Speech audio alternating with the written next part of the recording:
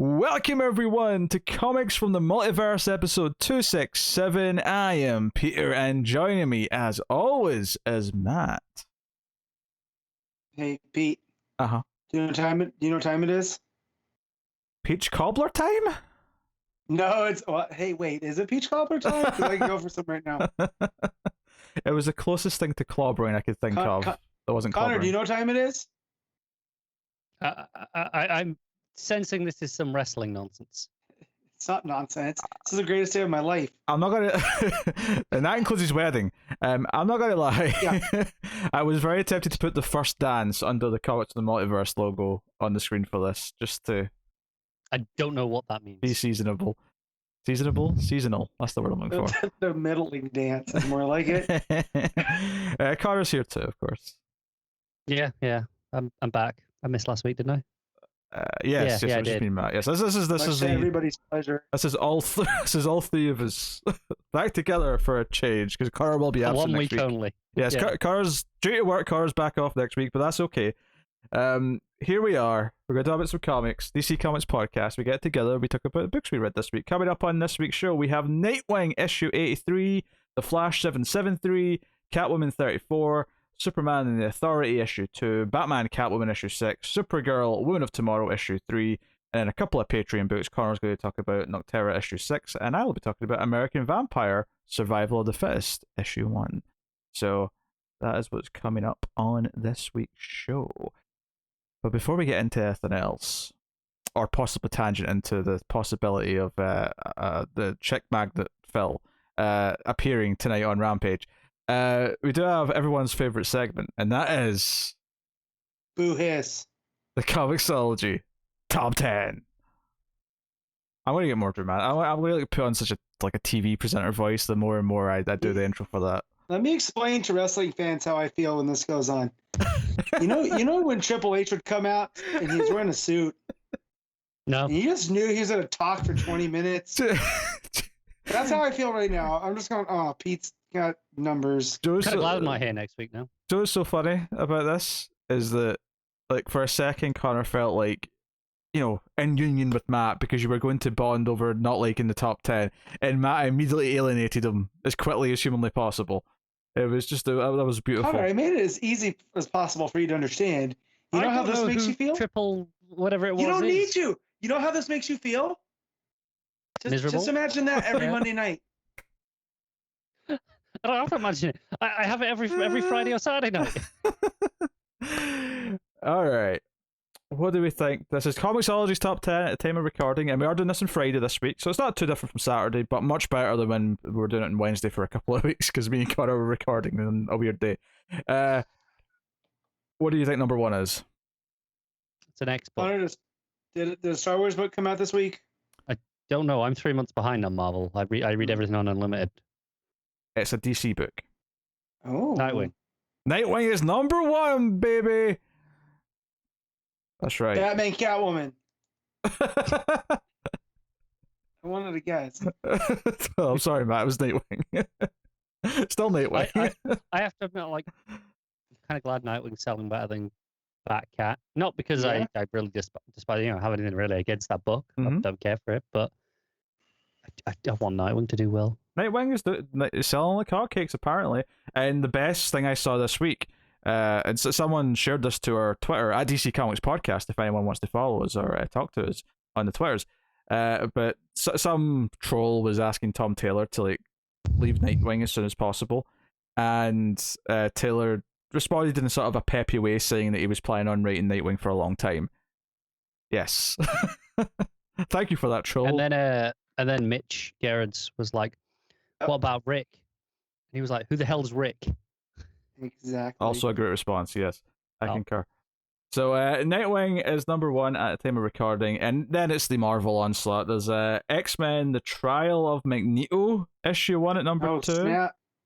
And then there's Marauders 23 at number 3. There's Way of X, issue 5 at number 4. It's so interesting to me to see these still selling so well, given everything happening with not even for us personally, everything happening with Hickman and these books in particular. What's happening with Hickman in these books? Hickman's leaving them all. He's abandoning the entire lot. He's having nothing to do with Marvel. He's off joining Substack with all the others.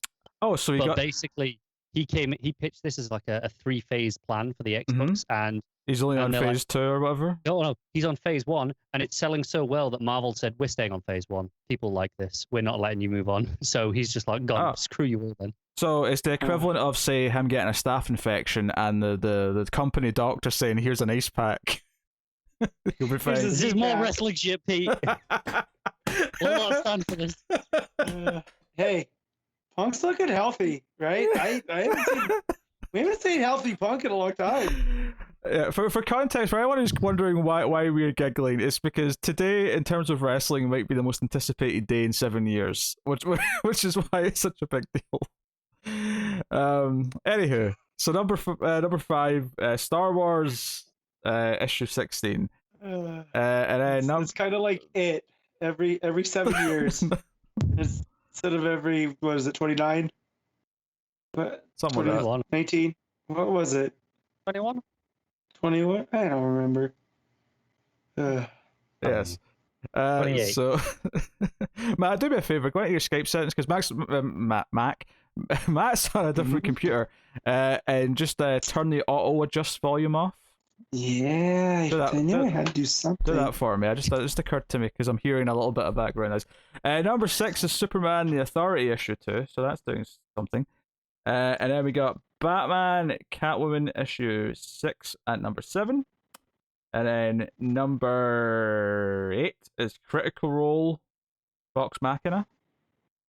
Yeah, you're familiar with Critical Role, right, Pete? I'm familiar with what it is, yeah. Yeah, it's basically just every so often based off the campaigns that they run. They have comics now that, you know, those characters going on more adventures. Yeah, cool. Okay, how does that sound? Yeah, so we'll find out. Yeah, we'll find out. Yeah. I shut it off, turn it on, shut it off, do all that stuff. So we'll see. I'm already did too many steps, and it's just on again. All he had to do was turn it off. No. Number 8, Guardians of the Galaxy 17, and then number 10, Lazarus Risen issue. From 8 to 10. No. 9 must have been a Star Wars book, or Critical Role was number 8. Feature Jessica Cruz. I think when you said the Guardians book, you introduced it as 8 instead of 9. Okay, well that was number 9. That's okay. That or I imagine. Slip of the tongue. Which is also possible. And then after that, number 11 is The Flash. Looking a little bit further down, you've actually still got Batman 89. Still on this first page. Supergirl is just after that. It was just okay. Oh, okay. It wasn't. Yeah.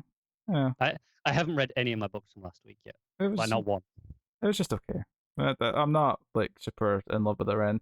Catwoman's on the first page at least, although a bit lower than I would like. Given that I do think it should be basically right behind Nightwing up at the top spot.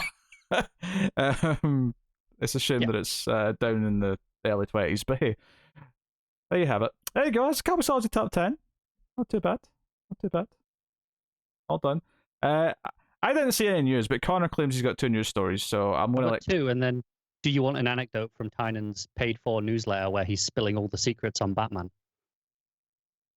You paid for that? I don't know. I'm not paying. I paid for mainly. I want his new comics. But he's also including other stuff in there. Yeah. I don't know if I want secrets from all the Batman stuff coming up. Maybe just the 2 news stories. I do. No, it's nothing coming up. It's about like some of the 5G dirt and stuff like that, and what ended up happening. And he it was kind of just an introductory one for now, but he's promising to delve into some details that I can't imagine DC wants him to share. But, all right, well, what's the news? So the first one, Jinx World. Obviously, they made a big deal when Bendis brought that over to DC. Oh yeah, of course. That's leaving. That's going to Dark Horse now. Which that whole Dark Horse? Yeah. No. Never mind. I was thinking of who's Bendis show because he's no longer relevant to me. Yeah, I mean, this is kind of a sign that Bendis may be on his way out from DC. Yeah, I mean, I think it was saying his exclusive contract ended sometime last year, which okay, but I'm surprised at this because this does seem to be like maybe the relationship isn't as great as we'd have thought. I mean, I don't know if sounds like a real Adam Cole scenario. Is it they're on a handshake deal just now? Yep. Yeah. There's even more wrestling shit. Yes. Uh-huh. I mean, I would like maybe he'll keep writing some mainline DC books. He's happy to just do his creator own stuff elsewhere, and that's fine. But Jinx World was announced back when he joined with DC, and I feel like we saw very little actually come out of it. I think we had one book with Maliv that I remember existing, and obviously reprints of older stuff. Yeah, it was like maybe there two was minis. two new ones. Yeah. There was Cover, and there was another one, and then that was it. But those were both way back, right? Those were both in that first like 6 months, a year, whatever it was. So, yeah, it does feel like maybe at least that side of this relationship's not worked out. And to be fair, I don't think his books sold that well. It was weird because it was like right after they shut down Vertigo, they were kind of stumbling trying to create Black Label at the point. They were kind of toying with Young Animal. Pop-up imprints were kind of. I was more meaning his mainline DC books, but I mean, yeah, I'm sure his Jinx World books didn't sell that well either. But I'm thinking of his Superman and his action and stuff. Yes, Matt. Yeah, it was Pearl. Sorry, Pearl. Yeah, I remember Pearl. Pearl and that was him and. Oh, damn it! It just disappeared. Stupid thing. Him and Gatos, and then there was reprints of Scarlet, which I remember people being. I think that was the Maliv one. And Cover. Hold on. It was Bendis and Mac. Yeah. So that was really it. So I guess Dark Horse just gets the reprint value now. Yeah, they get to reprint all those, and they're publishing new books. He announced a new one with Stephen Byrne, because of course he steals all the good artists that I like. Mm-hmm. Notice he didn't steal Rosmo. Yeah. It's all right, Cars. Get more Rosmo to look forward to in the future. What's the next news story? This one I think is incredibly interesting, and I don't know how much you two will find interesting, but I think it's worth talking about. Depends how quickly we divert into wrestling talk. Let's see. DC are planning on publishing webcomics. They're like with a Webtoon, like one of the big places for webcomics. They're going to actually be publishing themselves on there, using all DC characters, presumably for free, which is kind of how webcomics usually work. Mm-hmm. I think it is. I personally think it's a really good move in terms of trying to get a new audience. Again, has a huge readership built in, especially younger audiences. Again, this feels like another step after their stuff reaching out for the young adults and kids stuff. Kids. Yeah, it feels like these are like comic strips, right? Like putting your stuff out there in smaller chunks. So, cool, I guess. I mean, I'll wait for them to be reprinted in one place and then just go through it, I guess. Yeah, I mean, I'm sure there'll probably be some interesting stories. I doubt many of them will be stories for us because we're not really the target audience for that. But again, just interesting to see DC actively trying to diversify where it's publishing and what it's publishing and trying to grow its readership base beyond just us, essentially. Yeah, I don't have anything to add, but yeah. Okay. So what was the juicy secrets from the newsletter? I mean, so far it's not amazingly juicy, but because it's just the teasers. But it was stuff like how. No. So this is over promise, under deliver, Connor.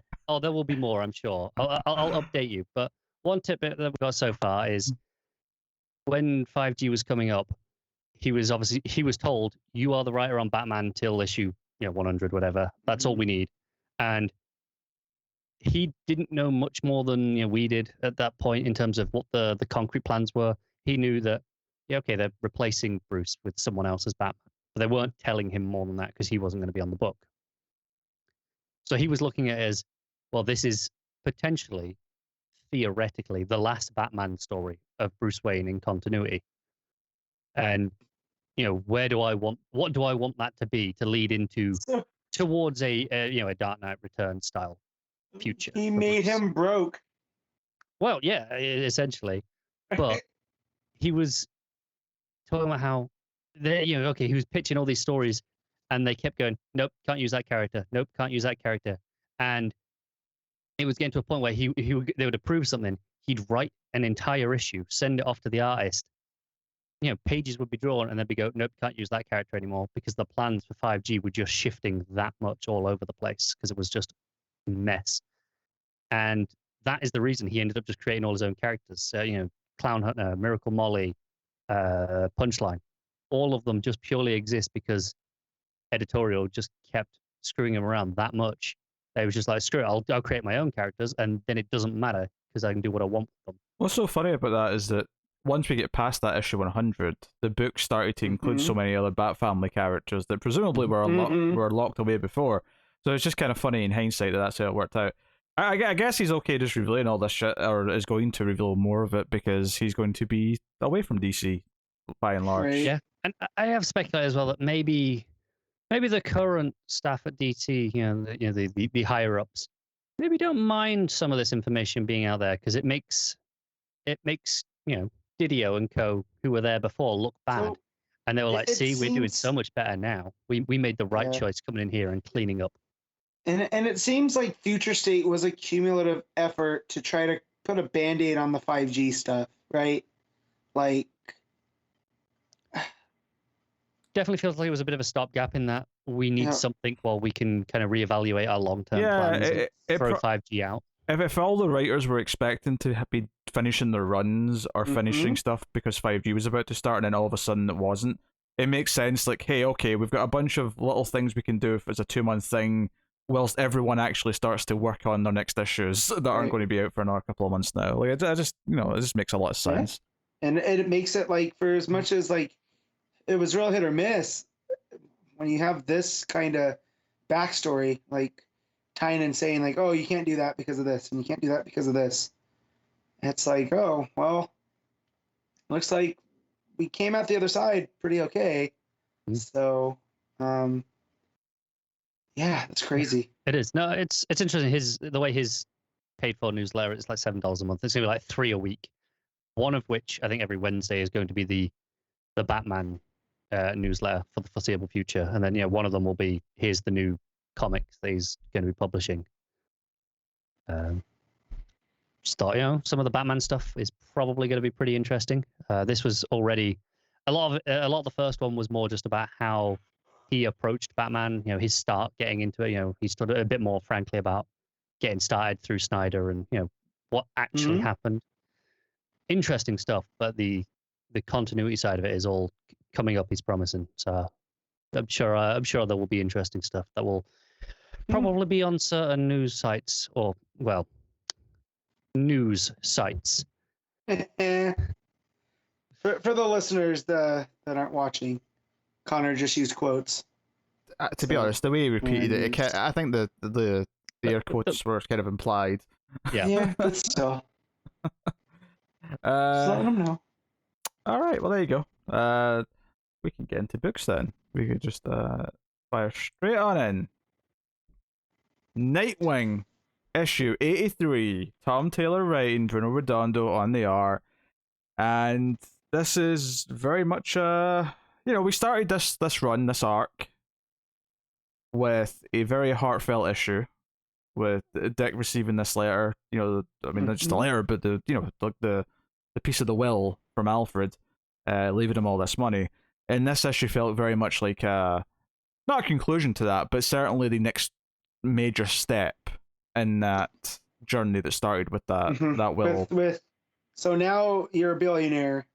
What are your plans, right? Like, how does this change Dick Grayson as a character? And without spoiling anything, I feel like it didn't change him. It just revealed. That would be that would be my answer. Nothing. It changed absolutely nothing because he's still Dick Grayson. Yeah. Right. It's obviously we left off in the cliffhanger last issue, so let's address some of this early part of the issue first. Blockbuster and all the police are outside his new sister's house. Zuko? Melinda Zuko, yeah. There you go. And obviously she's trying to convince him, hey, I've taken down criminal empires from the inside, I'm trying to do good here. I'm actually kind of ecstatic to find out that my brother's like the guardian of Bloodhaven. This is kind of awesome. And he's like, you know what, I want to believe you, right? But it's kind of a lot to swallow, right, at this moment in time.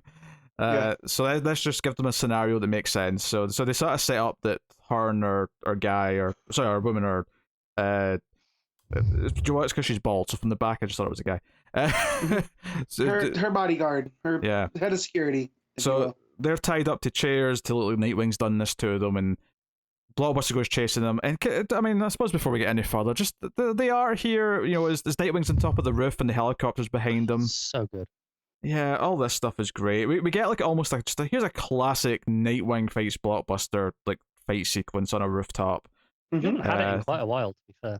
Yeah, no, it's great, and then it gets to the point where he gets very selfless because he's running at the helicopter with a Gatling gun. And Babs is saying, "No, what are you doing? Go away from the bullets." He's like, "No, I can't let it risk hurting anyone." So he dives at him. We get this full page spread of him diving towards a sea of bullets. And then I feel like Connor's about to praise the swing underneath to the other side of the helicopter. That seems like a Connor praising page to me. It's a good one. I just want to praise the colors. That's where I thought you were going. Connor's always the one that brings up the colors. I do love the colors. I love the bold yellow, the first bit that makes it stick out, and then the plain white at the end. They just gives it a separation of the layers that really just it makes sure you stay on the foreground of the deep reds until you're done with that. And then you get to the white. I just meant for the whole issue. Up to this point, it's pinks and purples and blues and just there's a mood to it, and then you get to that one and they all kind of it stops being like this layered different colors and they're all those solid like you just said, so it draws your eye to the action. And it's a very well paced action sequence with a very big stunt in the middle of it that flows very well. It has a funny beat at the end as well, of course, where the pilot's like, "Hey, just handcuff me, like don't get me off, don't get me off." It's also the guys hanging from the helicopter. It's very Spider-Man, which I feel is I think as well in the sound effects they use up when he's tying them up. It's so close that yeah. So and we all enjoyed. I mean, I know me and Pete read it. Taylor's Friendly Neighborhood Spider-Man. I did. Yeah, we all enjoyed that. So like him stretching those muscles here felt pretty cool.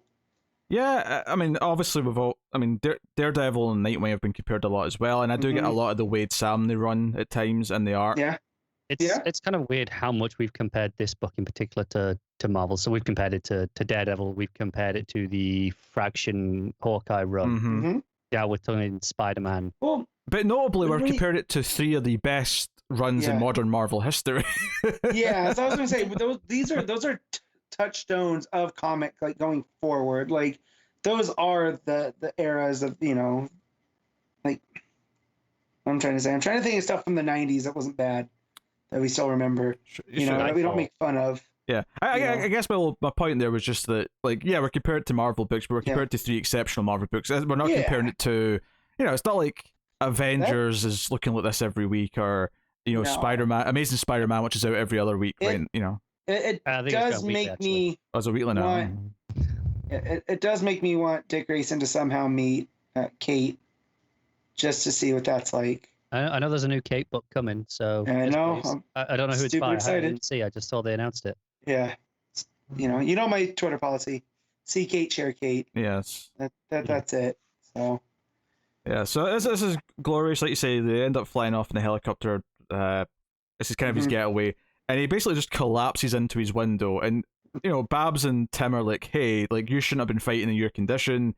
Because I'd almost forgotten that because it was 2 issues ago now. But when he went to investigate his potential sister, it was he was going when he shouldn't have been. He was hurt already. That was very much a plot point. Yeah. So he wakes up. It's 2 days later, and Babs is... sleep for longer. He slept for 2 days. God, Taylor just gets the dynamic between these two. Oh, it's really great moments. Yeah. So Babs gives him an update, on Heartless. There's no sign of him. But obviously his big speech about what he's going to do with his money is coming up. So he wants to speak to various people. So he goes to Leslie Tompkins, talks to her. He goes to the Titans, like his new Teen Titans team. He goes to Lucius Fox. And then, of course, you turn the page and I'm reminded very often that Taylor just gets DC, like the DC universe, and gets DC's characters in a way that a lot of writers, or at least editors, have not allowed a lot of writers to do in a long time. It And is that shared universe concept, right? Where like at any moment this character can show up and it would make sense because of the world. However, it doubly makes sense here with just who Dick Grayson is. Well, yeah, that's what I'm getting at. It's not just that we're getting a cameo from a random other DC character. It's that there's actually a weight behind Dick Grayson wanting to see Superman. And I love the idea that he didn't call Superman, because Superman could fly to Bloodhaven in minutes. But no, Dick went to Metropolis. Right? Climbed all the way to the top of the Daily Planet building. Yeah. Because he knew, like, because he's going to go see a friend. And I've always loved the idea of their relationship is that Clark is essentially his uncle. Like the one uncle that you can go to at any time for any reason, and they'll be like, I mean, so there's so much I love about this conversation. I love that Dick wants advice from Superman, right? Because of course he would, because Superman's like the best of us all. He even specifically says, because you're the most human person I know, which obviously I knew would touch Matt's buttons. But then you have like Dick not wanting to talk to Bruce about it. They joke with each other about how Bruce will avoid a conversation even though he'll stand up to Darkseid, which felt like a really human moment. But he's like, no, you know what? Tell him. Call Bruce, right? Or maybe text. Maybe text. That'll maybe be better for him. But my favorite part though is towards the end of the page, and this is the shared continuity here, just like firing off on all cylinders. Is as he's flying away, Superman turns back and says, "Hey, I may be leaving for a while." Right, and obviously, if you read Action and Superman, you'll have some context for why and what that's building to. But he says that that's going to put a lot of stress. It's going to leave a lot on John's lap. Maybe give him some guidance. And there's something about the idea of Dick, who was once the kid who was looking up to Superman, having Superman ask him to look out for his son, who's now going to have to take up his mantle for some time. Just it hits some feels. This is what I was hoping, kind of the vibe for the Titans Academy stuff. And it's not that at all. Just the idea of Dick is that he was that kid, and now he knows what it's like. Therefore, now he's the best one. And here, of course, that's not what that book is. But in less than a page, Tom Taylor gets that across. And it's perfect. Conrad, put your mic back a little bit. You're breathing into a bit much. It hasn't moved. I mean, you've heard that too, Matt, right? There's some heavy... I did. Heavy rumbling. Yeah. I mean, I've got some congestion issues at the minute, so it's probably just that. Matt's talking about Superman and Dick Grayson, and it sounds like Connor's over there panting at the thighs, like, I'm breathing heavy. Sound like Ryback. I was going to say it sounds like Ric Flair on a train, but whatever. No! I'm sorry, I saw that this week. It's okay. It doesn't ride trains. It's fine. So that's kind of our like Dick going around the DCU for several pages, and the Superman scene's fantastic. All of it very heartfelt. All of it speaks to the character and just his place in the DCU and his connections with all these different characters. And what's so great about the part of that Superman conversation, which was the Batman part, where it's like, hey, I've not told Bruce yet because he'll try and talk me out of it, and they have their jokes about Bruce avoiding conversations, is that was great on its own, but the fact that got paid off by Bruce calling him later in the issue was a stroke of genius, because it gave that extra context and meaning when it came later in the issue. So we have a great little scene with Babs where he's acting all nervous and he's trying to like have a moment with her, and she just kisses him to shut him up and then says, go get him, Boy Wonder. This is the exact line. And it's kind of predictable. Like, I kind of called it she was about to kiss him. It kind of leads up to it, but just fine. This is not a complaint. It's his smile at the end where he goes from like, and Redondo here, just the expressions of the look of worry and the tense, like how tense he is, to she just pulls him in, and then he has this big stupid smile on his face after. Like, without words, this team nails it. Yeah, and they tease that he's thought of a name for what he's about to do, which honestly was almost so simple that I don't even know if it needed teased, to be honest. I was expecting something slightly flashier than just the Alfred Pennyworth Foundation, but obviously it works. But yeah, it's basically he's going to try and eradicate poverty in Bloodhaven. He's going to set up this foundation. Obviously, he's spoken to Lucius, he's spoken to Leslie to deal with different sides of it, with getting people medication, with healthcare, making sure that the money's actually going to the people who need it at the bottom of the ladder, as opposed to the rich, corrupt people at the top. It definitely felt there was a little bit of real world politics, sort of just seeped in here in a nice, gentle way, not in like an overly. No, but it almost feels like a continuation from the themes from Suicide Squad. Yeah, but not in the. Well, I'll just say it, the Azarello way. So yeah, no. I mean, yeah, no, definitely in the Tom Taylor run, where there was that undercurrent there with Blue Beetle, Ted Cord, and all that type of stuff. Here is like, well, what if that billionaire did do good with money? I don't know if this next part's intentional or just a coincidence. But given that we had Dick going to Superman for advice, something he says in his speech here reminded me of something Superman said way back at the start of Infinite Crisis.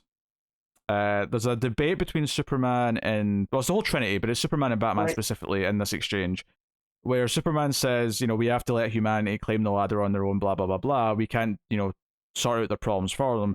And Bruce says, then what are we supposed to do? And Clark responds with, catch them when they fall. And the reason why this reminds me of that is because Dick describes people as too many people have fallen in Bloodhaven and it's time we caught them. And I don't know if that's an intentional pull from Taylor or if it's just a coincidence, because it could just be a coincidence. It could be. I also took it as a acrobat thing. Yeah. Sure, yeah. That's how I initially read it, but I remember the conversation you're talking about. It's at the very beginning of Infinite Crisis. It might actually be from Infinite Crisis 0, where they're all around they're all around the what's left of the Watchtower satellite, and it's Superman, Batman, and Wonder Woman, right? Yeah. It's 0, 1, man, that's that's so in depth. So inside baseball, I don't know. I mean, it could be. Tom Taylor is as we know, he knows the characters inside and out. So he's a big fan. Obviously, that period is part of his era as much as ours. Right. Of course. So maybe it just works on both, but it does make sense. But I took this here as the kind of the acrobat, the safety net, the whole idea of, working without a net, and what would that mean for, the Graysons and the Flying Graysons rather. So, and so that's why he's like, well, no, we're here to catch them. And no, yeah, I like it. We also get a wonderful continuation of this Bat Family chat app on the phone. So many emojis, Cass. But she has a lot to say. She has a lot to say, and she doesn't. I mean, she could just type the words because they're words that are typed. But it's again, he knows the characters inside and out. So if anybody's going to overuse emojis, it's Cass. I love that this is the one thing that even Damien can't be a prick about it. Like, he can't be a prick about Alfred. Not that it's competition, but you win. Yeah, I mean, it still sounds like Damien, but almost anything else that Dick could go be on a TV announcement for, Damien would give him shit for. But this is the one thing he's not going to do. Yeah, no, of course not. He would have got the tisk, right? Our favorite Damien sound effect. But yeah, like I say, the Batman calls him and says, you did him proud today. It has it would have been emotional anyway. I would have felt the feels during this final couple of panels of this page anyway. But because they set up how much Batman hates having to phone people, and which, by the way, is the most relatable thing about Batman. I was gonna say I don't relate to Bruce Wayne almost at all, except for that. That's the one thing. He's a human at heart. We know this. I don't really get the hatred of it personally. It's so much quicker than long texting back of no. It's 30 seconds. It's over. It's not instead of texting. It's just people. It's not for speaking to people you would text to on a regular. It's for you're like me. You're having to talk to the taxi drivers. You're having to talk to the. I do, but I mean, people do this. They do a lot with having to do emails as well. They'd rather email a company back and forth 20 times. Just ring it. Spend 10 minutes. You know, Get over and done. I feel very much at work that this could have been an email, as now it could have been a text. I don't need to be around people. Just tell me. Okay, if it can be one email / text, absolutely. Yes. If it's Right. this is going to be a back and forth, I'd rather just have the phone call and have it over and done with in 10 minutes than have it over like 2 days. About me, but I don't like people, and so if I don't have to talk to them, there's nothing about like you're adding extra context here that's not there. That Batman's message here could have been one simple text message. Yeah. Right. The only person here adding in it could be a conversation with back and forth is you. That's all this is. I'm just extrapolating to the not uncommon hatred of using the phone that people have now. I mean, it's both not of you included. Technology that can send text messages now. The need to talk. The only person I talk to is my brother who lives in Hawaii, and then on my way home from work, my wife. That's really it. I don't need to talk to anybody else. Anything else could be a text. Yes. So again, I agree with Batman. And here, this is a very good moment that of course he's going to call his son. That includes Matt's priest. He just texts him, "Forgive me, Father, for I have sinned." Send. You think I've ever been to church? I am a heathen, my friend. Come on now. I just like the idea of doing a confessional, but over text. Like, I'm not going to go sit in the booth. I'll just send a text. Yeah. Those booths are never comfortable either. Let me just tell you something. I thought that was a thing for TV and movies until I was probably 22. All right, because that's how unfamiliar I am with Catholic churches. I didn't know there was really confessional. Yeah, most churches. Yeah, Carl's confessed a lot of sins in the old confessional booth. Oh no, it used to be. They used to like make you go like every week, and yeah, this is when you're like, I don't know, 10, 11, 12, whatever. you don't have anything to confess to a priest at the age of 10. Oh wow! Challenge accepted. Being born without a soul. I mean, I can enter churches. I can confirm that much. Okay. It doesn't restrict me from doing that. All right. Okay. Yeah. Good to know. All right. So the couple of other pages here, one at the end, one just a little bit before the end. We see Blockbuster's reaction, which is basically, "This won't do." Or sorry, to put it into wrestling terms, "That doesn't work for me, brother." So he's not going to be happy about Dick's whole foundation thing. He wants crime to, of course, to thrive, because of course it does. And the final pages, we get more of a tease of whoever this Heartless guy really is. He seems a lot wealthier than I think maybe we had initially assumed. Well, and apparently he's very familiar with Dick Grayson, so there's a tease. Yeah, he's got all these hearts and jars like on a wall. Yeah, as most billionaires do. Bezos, I'm looking at you. Allegedly. Is that slander? Allegedly, just in case. I don't want any. Bezos got a lot of lawyers. that felt mildly slanderous. Is it? Maybe it just means metaphorical if it's hearts. Not true, then yes. I mean, if it's true, it's we not don't slander. know. It's not true. It could be true. Which is why you say allegedly. It's Schrodinger's wall of hearts. Oh, they all just in a spaceship now. Like, quick, get rid of the evidence. Yeah. Why else would you get to space in such a hurry, Connor? It's why Calgary's such a wasteland these days. All the hearts are all nailed to Bezos as well. All right, that's it. All right, guys, this not going to get above that comment. My goodness, that's 100% a compliment. We're done. Like, there's nothing. Nightwing, it's a 10. We're good. You guys have a good week. Do you know what? For wrestling fans, that was a 10 out of 10 joke. For anyone who doesn't 100%. follow wrestling, that was like, what the hell did he just say? I'm just laughing so at real Matt's quick. reaction of loving it that much. To explain to Connor real quick, there's a very famous family from Calgary, Canada, called the Harts, and from that family is probably the greatest wrestler to ever live, Bret Hart. All right. I thought you were going to say Bruce Hart, but okay, fine. We'll go with Bret. Okay. I mean, if I was going to push it, I was going to say Owen, but I'll pretend I know any of these names. There you go. Yes. So the fact that if there's hearts in a jar, where we're going. I follow. Fellow. Yes, Yeah. There yes. you go. Oh, Which is there you go. it's a really big family, right? There was a lot of hearts, and that was the Yes. joke. Anyway, this Rate Nightwing, which was a fantastic issue. Not gonna Yes. lie, I did tear up a bit towards the end when it got to Pennyworth Foundation and then Bruce calling him. I did too, but not as much as I did at the letter in the first. No, issue. I agree. I was bawling basically in that 2-page. Yeah, that is that still issue. the benchmark for this run. The fact that this run though has made me tear up twice, and its first In about arc 6 issues. is If that. insanely impressive, because most runs don't make me tear up once. So, fair play, Taylor. Fair play. Pete, real quick, I know not to sidetrack. My wife just texted me. She might have seen a old WWE wrestler with a mullet, and I'm supposed to know who this is. Okay. Do you have any ideas? It could literally be anybody, right? I mean, if you go back to the early 90s, they all had mullets, so... Right. Okay. Everyone I had just wanted to bullets. say. She goes, no, you know who I'm talking about. I, in fact, do not. Davey. Just like my friend texted me and said that they saw a WWE wrestler check in at the same hotel they checked into, and it was a tall guy with long dark hair. I mean, Again, does he still have a mullet? Because that's maybe more notable. yeah, I don't know, but I just had to double check with somebody else before I pop off. And Okay. yeah. So, All right, Matt, Nightwing. what you rate Nightwing? That's a 10. Connor?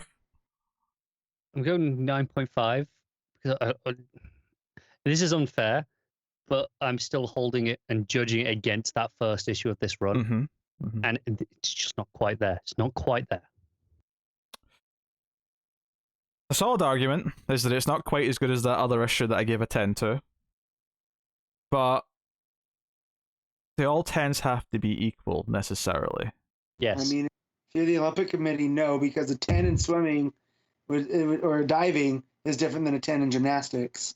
So, not all Yes, 10s but these are both equal. 10s in Nightwing comics.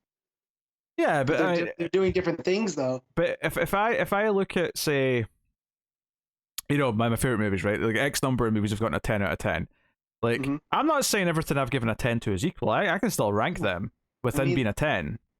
Like, So is The Room doing different things being a 10 out of 10 than Aliens? Yes. They're 10s for different reasons.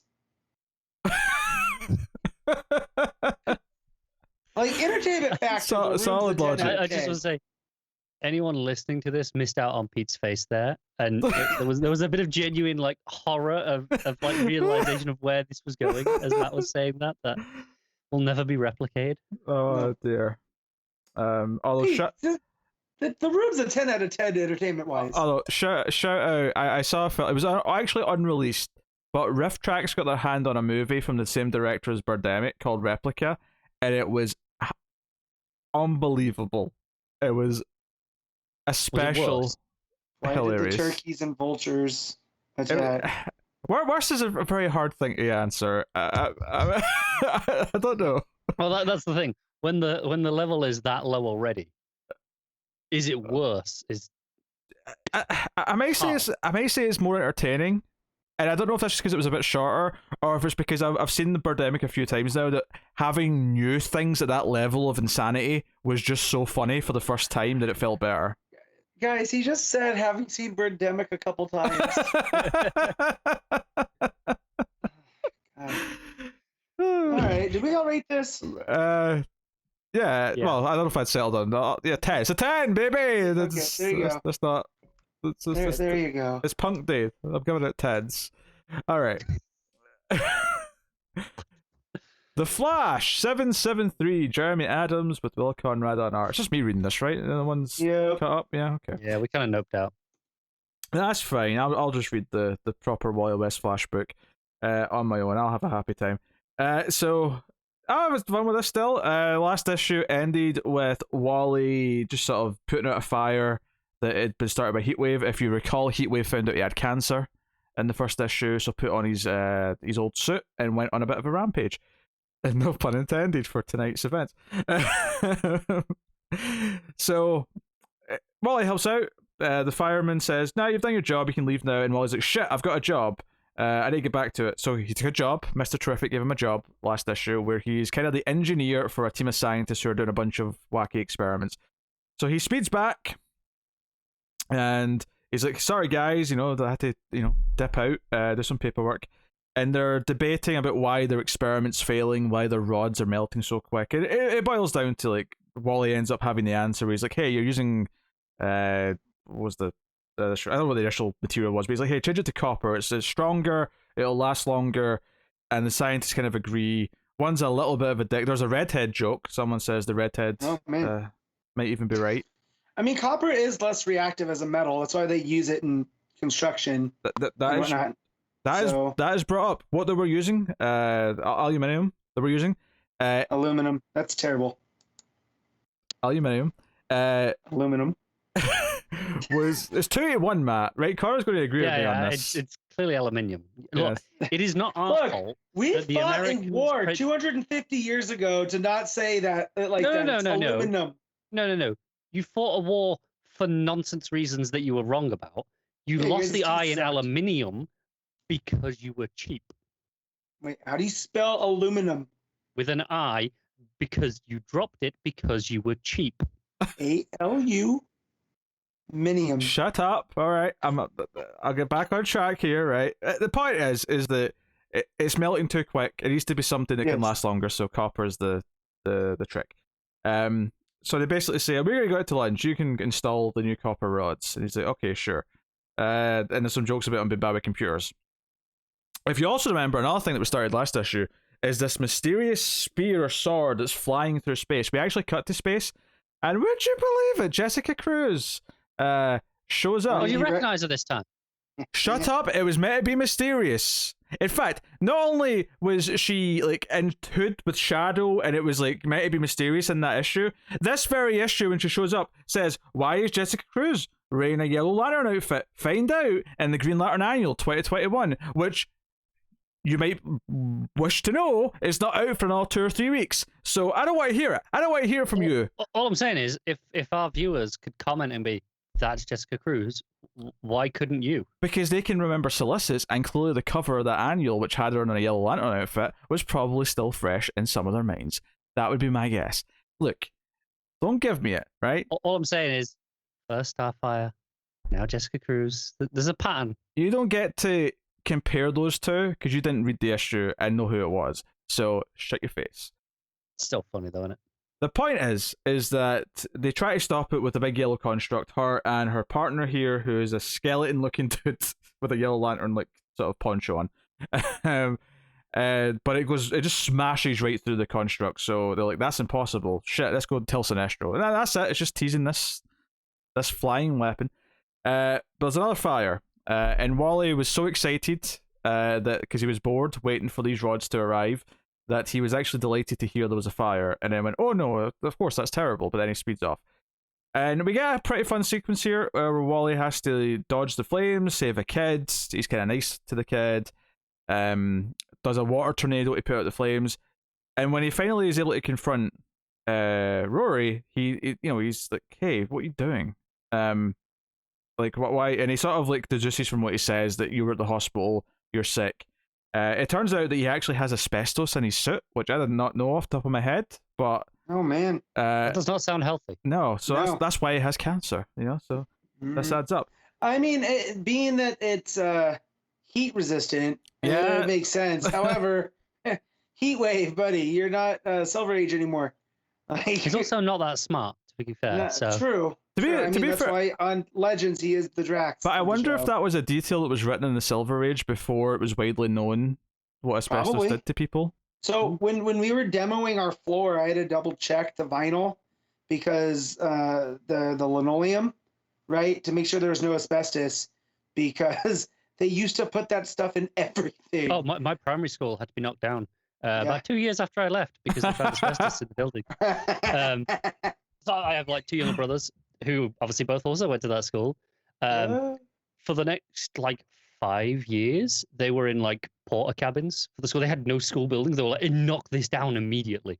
Yeah. One great. So I wonder if it was one of those things in the Silver Age where they were like, "Hey, this new space age material his suit's made out of Yeah. it, and now in 2021 we're like, oh no, he's sick. Carter's going to have some really bad news in about 10 years. Look, it's fine. I was only at that school for 6 years. 5 years. 5? Oh, No, boy. 6 years. 6 years. Let's see.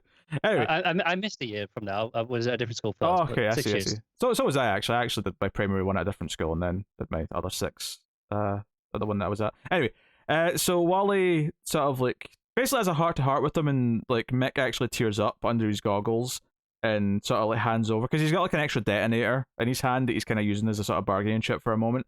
But it's a really nice scene. It's kind of, again, Wally reaching out to the villains, because he knows Mick's supposed to be reformed. He's like, why is he doing this now? He's kind of kind to him, to the point where the police who show up to take him away are like, why are you being so nice to him? And he's like, no, people can change. And, you know, hey, it's just really nice Wally stuff.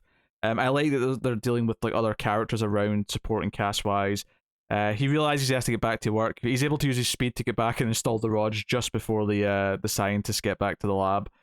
And they let him go early because, well, you know, he's done his work for the day, and like they're going to argue about equations and shit, so he can go. And then there's just a fun family page with him having dinner with Linda and the kids. And he cracks some dad jokes, and it's all kind of amusing. The final page is actually just a nice little page to lead into other stuff that Mick's been involved in, because Amanda Waller shows up, and I actually rolled my eyes and I was like, oh my god, is she going to show up at the end of so many books? But to be fair, all this is to, hey, this is how he ends up in the Suicide Squad for both that book and Swamp Thing, where he's been clearly in the Suicide Squad. So it's just a nice little bit of connective tissue to connect it to that, which is cool. But yeah, this was, I mean, effectively was a two-parter that obviously has this flying sword going through space. It's going to be a big thing for the next arc, but it was a two-parter to establish, hey, this is what his new job is now. This is him. We're going to be dealing with him reaching out to his, like, you know, the villains in society and the people around him. Family's going to be a factor. It's your Wally West flashbook, and it is a solid 7.5. And also, I think Will Conrad's art is pretty solid. I think the inks and the colours, especially for the Flash suit, look quite good. And because this is Wally, and I said this before when they first brought it back, but it doesn't have all those extra yellow lines that Barry's suits had since the New 52. So it's a very clean-looking Flash outfit, and it looks pretty good. So I'm into it. Like I say, the heart-to-heart, the sort of talking down of Heatwave is a really good sequence, and was definitely a standout in here that felt very Wally West in terms of Flash story. So 7.5 for me on this issue. So good stuff. Catwoman 34, Ram V and Fernando Blanco on the art. We obviously had the big cliffhanger. Also, quite a team. Blanco's last issue on this book. No. Yeah, I know. I did not know this. I did not either until Ramvi was tweeting about it earlier in the week, and disappointed to learn. But why? Other books? I don't know. I don't know if Blanco is moving on to other things, other projects. Obviously, he's been on Catwoman for a long time. He's 25, he was on, right? Like on like no, earlier. He was on a lot of Joel Jones's run as well. Whenever she wasn't running it. That's right, yeah. Well, this makes me mad. Irrationally mad, I should say. But still. Man. Yeah. Well, be that as it may, last issue, of course, ended with Father Valet finally making his move, and Selena ended up in the water, possibly, left to die, but Batman was showing up to save her. It turned out to really be him. He really is there. We start this issue with them, would you believe it, on a rooftop. Where else? Yeah.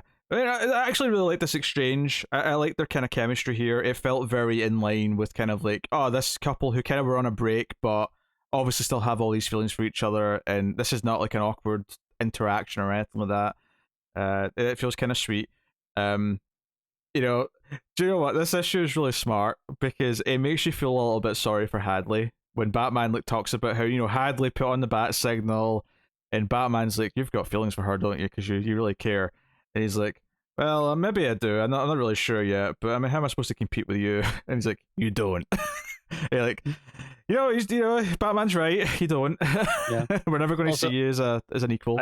I love that sequence just in the art, the coloring. It's all just faded just slightly, not like massively, not enough that it hampers your reading, but it's distinctly more muted than that first page that you immediately know, oh, this is a flashback. Yeah, do you know what? It doesn't actually look like it, but it kind of made me think of Batman Year One art in a weird way. Even though that wasn't faded. It's flat. Yeah, it's just a flat, and I think the colors as well because of the oranges and the yellows. You know, it's just got that color I can see palette. But you go back to the present day, and it's more of a direct orange in the backdrop. So yeah, but yeah. So Batman's done some research on Father Valley, or Carl Senke, as we should be maybe calling him. We probably won't just call him Father Valley. I'll never remember that. No, it's Father Valley. Yeah. But yeah, so he gives her that, and again they have a nice little bit of chemistry. Because she tells him about Poison Ivy, and he's like, "Hey, do me a favor and keep that secret." And she mentions that Simon Saint's behind it, which I assume might even nicely come up when he goes to see Simon at some point in Batman, because we know that's obviously we got Fear State shit coming up. Yeah, yep. It even says at the end of both this and Nightwing, I think at the end both said next Fear State. What I say? Sounds about right. So, and we get this 2-page layout with the city, probably Alleytown and the surrounding areas specifically. And it's like all these like pop-up panels of what Father Valley has been up to and all of the planning that he's been doing, and going to Penguin. And what I really liked actually is that this issue gave us a reason for the why he blew up that church at the end of the annual. Yeah. It gave us a very specific reason as the issue goes on. Yeah, because we were wondering why a man of faith would blow up a church, right? It was in the line of sight, basically. Yeah. And so that's what we know. He holds way more. Like, he can have all these Bible quotes, but really he's just about killing. Yeah. That's what he's good at. Yep. So, yeah. That 2-page splash, I admire the craft of what it's doing. I did not enjoy reading it. The way the panels are angled, they're like, right angles. It has like a 3D depth effect. The green pop-ups with the narration boxes for those. It kind of made my eyes fuzzy trying to read them and like orient the angles in my brain. I just didn't enjoy reading. It wasn't pleasant. I appreciate this is very specifically a me problem, and I expect this will not translate to most people. No. But the way my eyes just try to focus on this, I struggled with this page. But I appreciate the craft of it. Yeah, I think I was fine with that. I mean, obviously, if it's too extreme, it would be a problem, but it's just enough to get the effect without being... It was okay at the top. It was at the bottom, right in the middle of the page, like that panel. Like the bottom, in the middle, just the one just slightly to the right. That got me. Just even looking at it now makes my eyes fuzzy. It's probably because it's closer to the vanishing point, so it's more extreme and cramped. So... What I did not expect was Selina to go straight after him. Like that's not what I was expecting next from this issue. Yeah, and to do the old sword push closer trick. Yeah. Oh yeah, I mean she goes in the window. He's like takes off his hat and coat, and it's like, all right, let's go. And we get another excellent fight sequence in this series. This run has had many of them, with them sword fighting. And not that there's an issue with their sword fighting, however. Being a nerd when it comes to bladed weapons, you don't sword fight with katanas. They're a 30-foot long razor blade that will shatter upon impact. Those are used for parrying and stuff. So the fact that he's going at it with a broadsword and the katana, I just want to point out. Well, it looks cool. To be fair, I will say he does snap it quite easily. Yeah, I mean, it is her sword that gets snapped, so I mean, it is. Yeah, but like. We're 3-4 hits into it, 3 hits and then he snaps it. Yeah, like I'm just saying, like it's maybe he's not going full, full impact because he's toying. Maybe he's toying with her. I don't know, but just seeing, the katana like that. I remember my uncle had pointed that out for when I was trying to enjoy Highlander as a child. I've never forgot that fact as long as I live. Because you were there going, you dick, why would you ruin this for me? Yeah, give me the prize, not that one. Do you think when Selina eventually, completely wins and beats Father Valley, she's going to write up Selina 316 just whipped your ass? Yeah, she better. Hell yeah. The Bible quotes just make it easy to make that reference. It is. Yeah. So Hadley is, at the church, he's questioning with the police why why he blew this place up specifically. They're looking. And they look at a map, but it's a specific type of map. It's a map for skyscrapers and like the height. I don't remember what you call it. It's a planning map. Height survey. That was the word. Survey. Yeah. There you go. So I thought, okay, that's interesting, and he's sort of putting two and two together. And it's basically we go back to the fight again, all really fun stuff. I particularly enjoy the page of her jumping out the window and then whipping and then sort of coming in another window a few floors down. I thought that was a really nice sequence. Yeah, that was real nice. Really cool stuff. And then we find out that there's basically a sniper rifle set up with like a remote, right? It's sort of an automated sniper that is pointing right at Catwoman's sister, and that's why he blew up the church, because it was in the way of where he was going to have his sniper rifle set up and where she would be in the balcony. And it tells me that this building now can't be too far away. I don't know wrong, the church is in the line of sight, but yeah, she sits in the same spot. But okay, so he's accounting for wind and whatever. I'm assuming during this, because it's on a remote, he's not compensating in the moment. That it can't be stupidly far, otherwise he would be having problems here. Oh, for sure. I mean, well, yeah, no, I do know that when it comes to that is why usually most snipers have a spotter that does those adjustments and stuff. Then the farther you get away, this has got to be a couple of 100 meters at most. Well, yeah, which is why it feels believable to me that this one building was the main problem. Like, everywhere else you could go was just at a bad angle or something, and so. And it is called Alley Town too, which would mean that like it is a narrow part of the city, right? Like you'd think like everything is a lot closer together. So blowing up the one church would improve the eye line better, So the internal logic checks out. Yeah. So Selena does the whole lets herself to get stabbed and pushes herself on the sword to get to him and get to the trigger. But it turns out the second one anyway, because of course he's a bastard. Why wouldn't he? Right. And sets it off. And he also jumps out the window here with a parachute to get away, which is a really nice panel actually. I really like because there's also an explosion, which I'm sure Selena's fine, but it looks good in the art. Like that explosion coming out the building looks really nice. Yeah, no, it does. But all I could think of was Kite Man. Oh. Especially after watching the Harley series, all I could think of it's a parachute. Come on, it's not a kite. No, I know. There's a difference.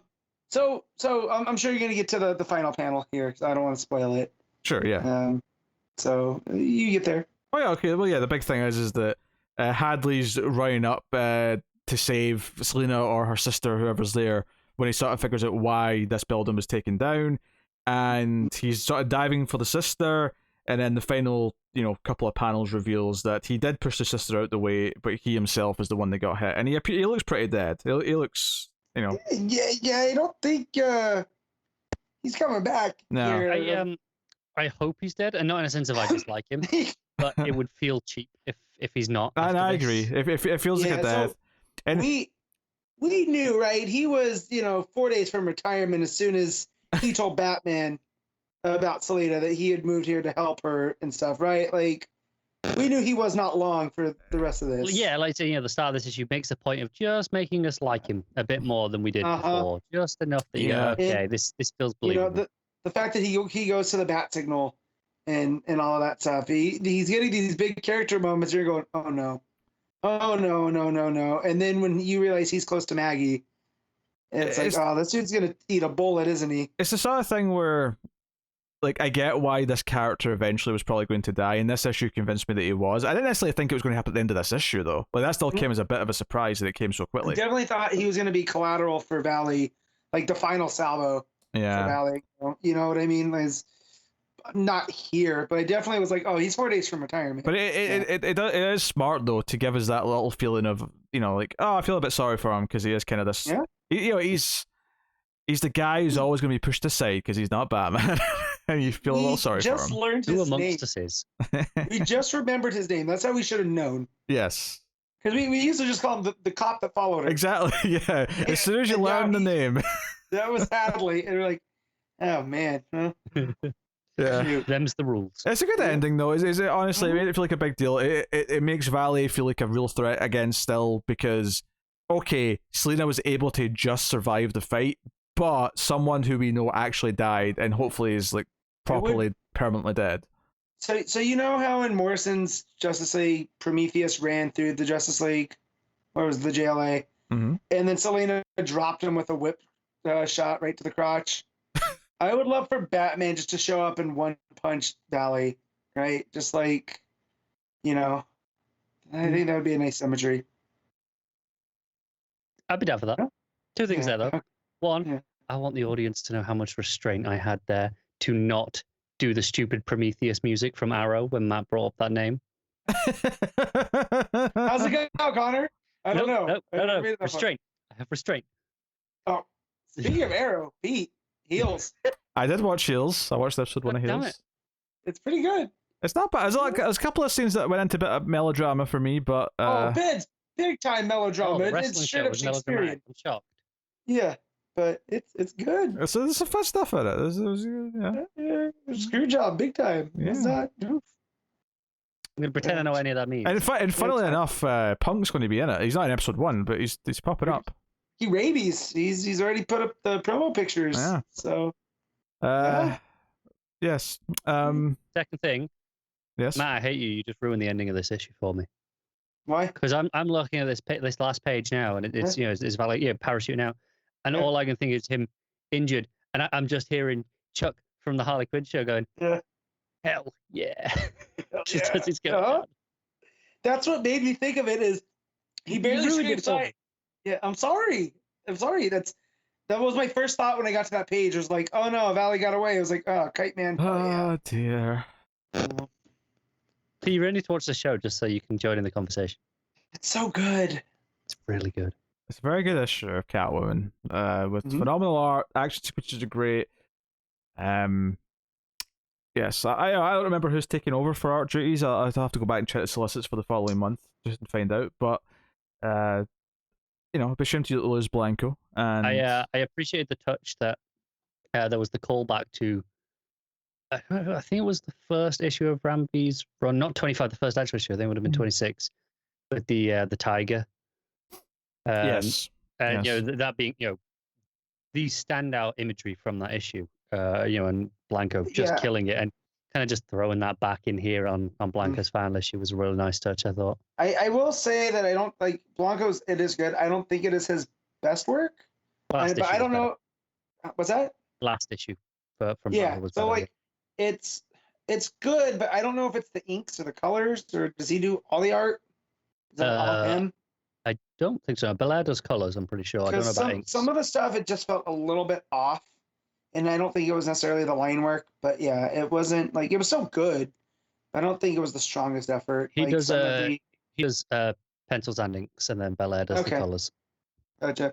So some of the stuff during the fight, where it's the white backgrounds and stuff, I actually agree with this. With Adley, it suffers a little bit being so bright. I think Blanco has looked great in this run. Especially the colors have done wonders for helping his art, though. The oranges, the blacks, all the shadows. It's sort of the same sort of thing we say about Perkins on Swamp Thing when he was on Green Lanterns for a bit, where he excels in the shadows. Right. I felt the same about this fight, where the light, even though it was necessary and that was the point of the sequence from a narrative perspective, it meant it was probably not the strongest art we have seen. Yep. So, but again, it's still very good. And when it gets back to the fight in the dark, where she's tumbling out the window, and she cycles back in, it's back to being top tier. I think this is obviously part of the art, but a lot of this is just the writing. But I think the rush of adrenaline, realizing she's going straight after him, and kind of the standoff as he's taking off his coat, and she's basically getting ready to square up to him. That's exciting. That moment, they've done a great job of building up him as a villain over the course of this arc, or even 2 arcs at this point, really. Of the slow build to him finally making his move, and then the idea of her saying, "No, I'm going to stand, mano a mano," effectively. And it's not the end of it because he gets away, but he tried to kill his sister, which makes it even more personal than it's ever been. Yeah. Most people that come after Maggie don't survive, so not since Black Mask, anyways. So we'll see. We'll see where that goes. Matt, what are you giving Catwoman 34? I'm gonna give this an 8.5. Connor, I'm gonna give it a 9. Excellent. I will give this. I'm kind of torn between your two scores, to be honest, because I think they're both kind of arguably quite fair. 8.75. You're good. Let's go. Don't ever introduce that option. No. Yeah, Yes, 2 decimal places is too much. And even then, we have 1 decimal place, but you're only allowed 0.5. You're not allowed anything else. I know. I've tried. I tried to give it a 0.67, and you said no. So yeah. I'm going to go with probably 8.5. I think if in doubt, round down. I think that's a good logic, because you never feel guilty about because at least later, if I feel guilty about rating it too low, then I'll know I should have rated it higher, and I know how I feel. If I feel guilty that I put it too high, then I overrated it, and that's worse. That's a worse feeling. Going back and looking at some of the scores I've given movies, I go, wow, I must have been in a really good mood on that one. You only have to go back a week, Matt. Yeah. What do you mean? I'm pretty sure every time I just see Matt's letterbox for I know he's got letterbox, but every time I see Matt's score for Kong, I'm just like, yep. I don't know. Anytime if I just listen to last week's episode, I'm sure I'll be like, Matt, you've overrated this book. Every time. Again, part of that is to show how stupid rating things is. But the other part of me is I am just very ecstatic when I like something. Yes. So, that said, Rorschach, I will still stand up for that score last week. That was a damn perfect book. I'm going to assume you give it a 10. Oh, it's phenomenal. I don't. I'm just guessing. Honestly, having issue 11 of Strange Adventures and then Rorschach, like basically back to back, and they were both like just 10s, was just. I mean, did I give one a 9.5? I can't remember, but they were both phenomenal issues. Like, if I didn't give, this is what you're talking about. Maybe you should have bumped it up. If I didn't give either of them a 10, I should have given them a 10, because I'm still thinking about both of them, like now. So that says a lot. All right, Superman and the Authority issue 2. I didn't want to read this. So I looked at the preview pages and went, you know what? I don't need this in my life. I got worried when I looked at the front page, like not the front page, the front cover, and saw the list of names. I was like, uh-oh. There's like 4 artists, yeah. That's a lot of names on that front cover. Yeah. And, but there's a reason for it. So there is. And it is an oversized book as well, so I just was like, you know what, I'm good. But Matt read this, and Connor read this. Connor, did you read it? I read half of it, and then I flicked through the back half. But I would not say I read it. I glanced at the pages.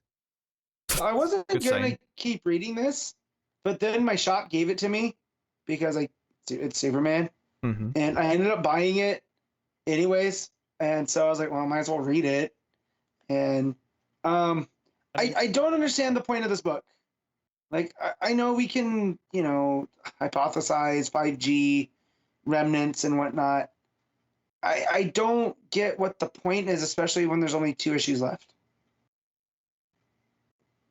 Setting up some stuff that's actually going to come up in continuity, I guess. I would say more accurately, they already paid Morrison and co. to make this book, so they thought they might as well try and get some money from it. Yeah, all 4 of these issues were ready to go, like they were done, completed. But just the way that it's paced, it just I don't know. So this issue, the first issue we had, Superman, philosophically facing off with Manchester Black, right? Like, in this, we get 3 basically short stories within this story of them putting together the Authority. And so, in each story has a different artist. So you have one with Natasha Irons, with, I guess we'll call her Steel, right? What's her? I'm assuming she's just taking the mantle of Steel. Yeah, right. And then we have another one, which is Apollo and Midnighter, and then the last one is Enchantress, which I do say that one was on its own. That one felt almost like a story that would have showed up in like an annual or something. The other 2 I don't feel really stood alone that much. The moment I tapped out was the end of the Steel story. Yeah, so this is the Morrison I don't like, where he gets too meta for his own good. All right, so this isn't meta. This is it's a similar thing to what we were talking about with Azzarello, with bringing in real world concepts and being too literal. Yeah. I guess this is kind of that. Meta. So we have Superman talking to Manchester Black about this team that he's going to assemble because whatever happened to the Justice League, we still don't really know. It's just not good. We did get a real fun page with Superman working out to show that yes, he's not Superman that we know, but he still is, not a mere mortal, right? So I thought that was fun. That was a fun, also I think, throwback to Morrison's All Star, right, where he was gauging his power levels and whatnot. Yeah. So that was cool. But yeah, so we get the Natasha Iron story where basically the internet is given form through these nanobots, right? They're called something. Courtesy of Ray Palmer, of course. Yeah. And it's just like Connor just said, it's very literal. So like the worst parts of the internet start coming to life, which then it becomes trolls, and then from trolls it becomes edgelords, and they're just saying the worst stuff they can to Natasha, which, the first part was it was trolls, and in both sense of the words, the traditional fantasy creatures, right? But the things where they were saying are things right. Internet trolls would say.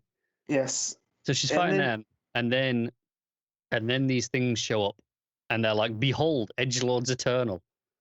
And I was like, "Right, okay, I'm done." Yeah, that's basically where I was like, "Oh, I'm gonna keep going," because it's Superman, and I already bought it, so why not, right?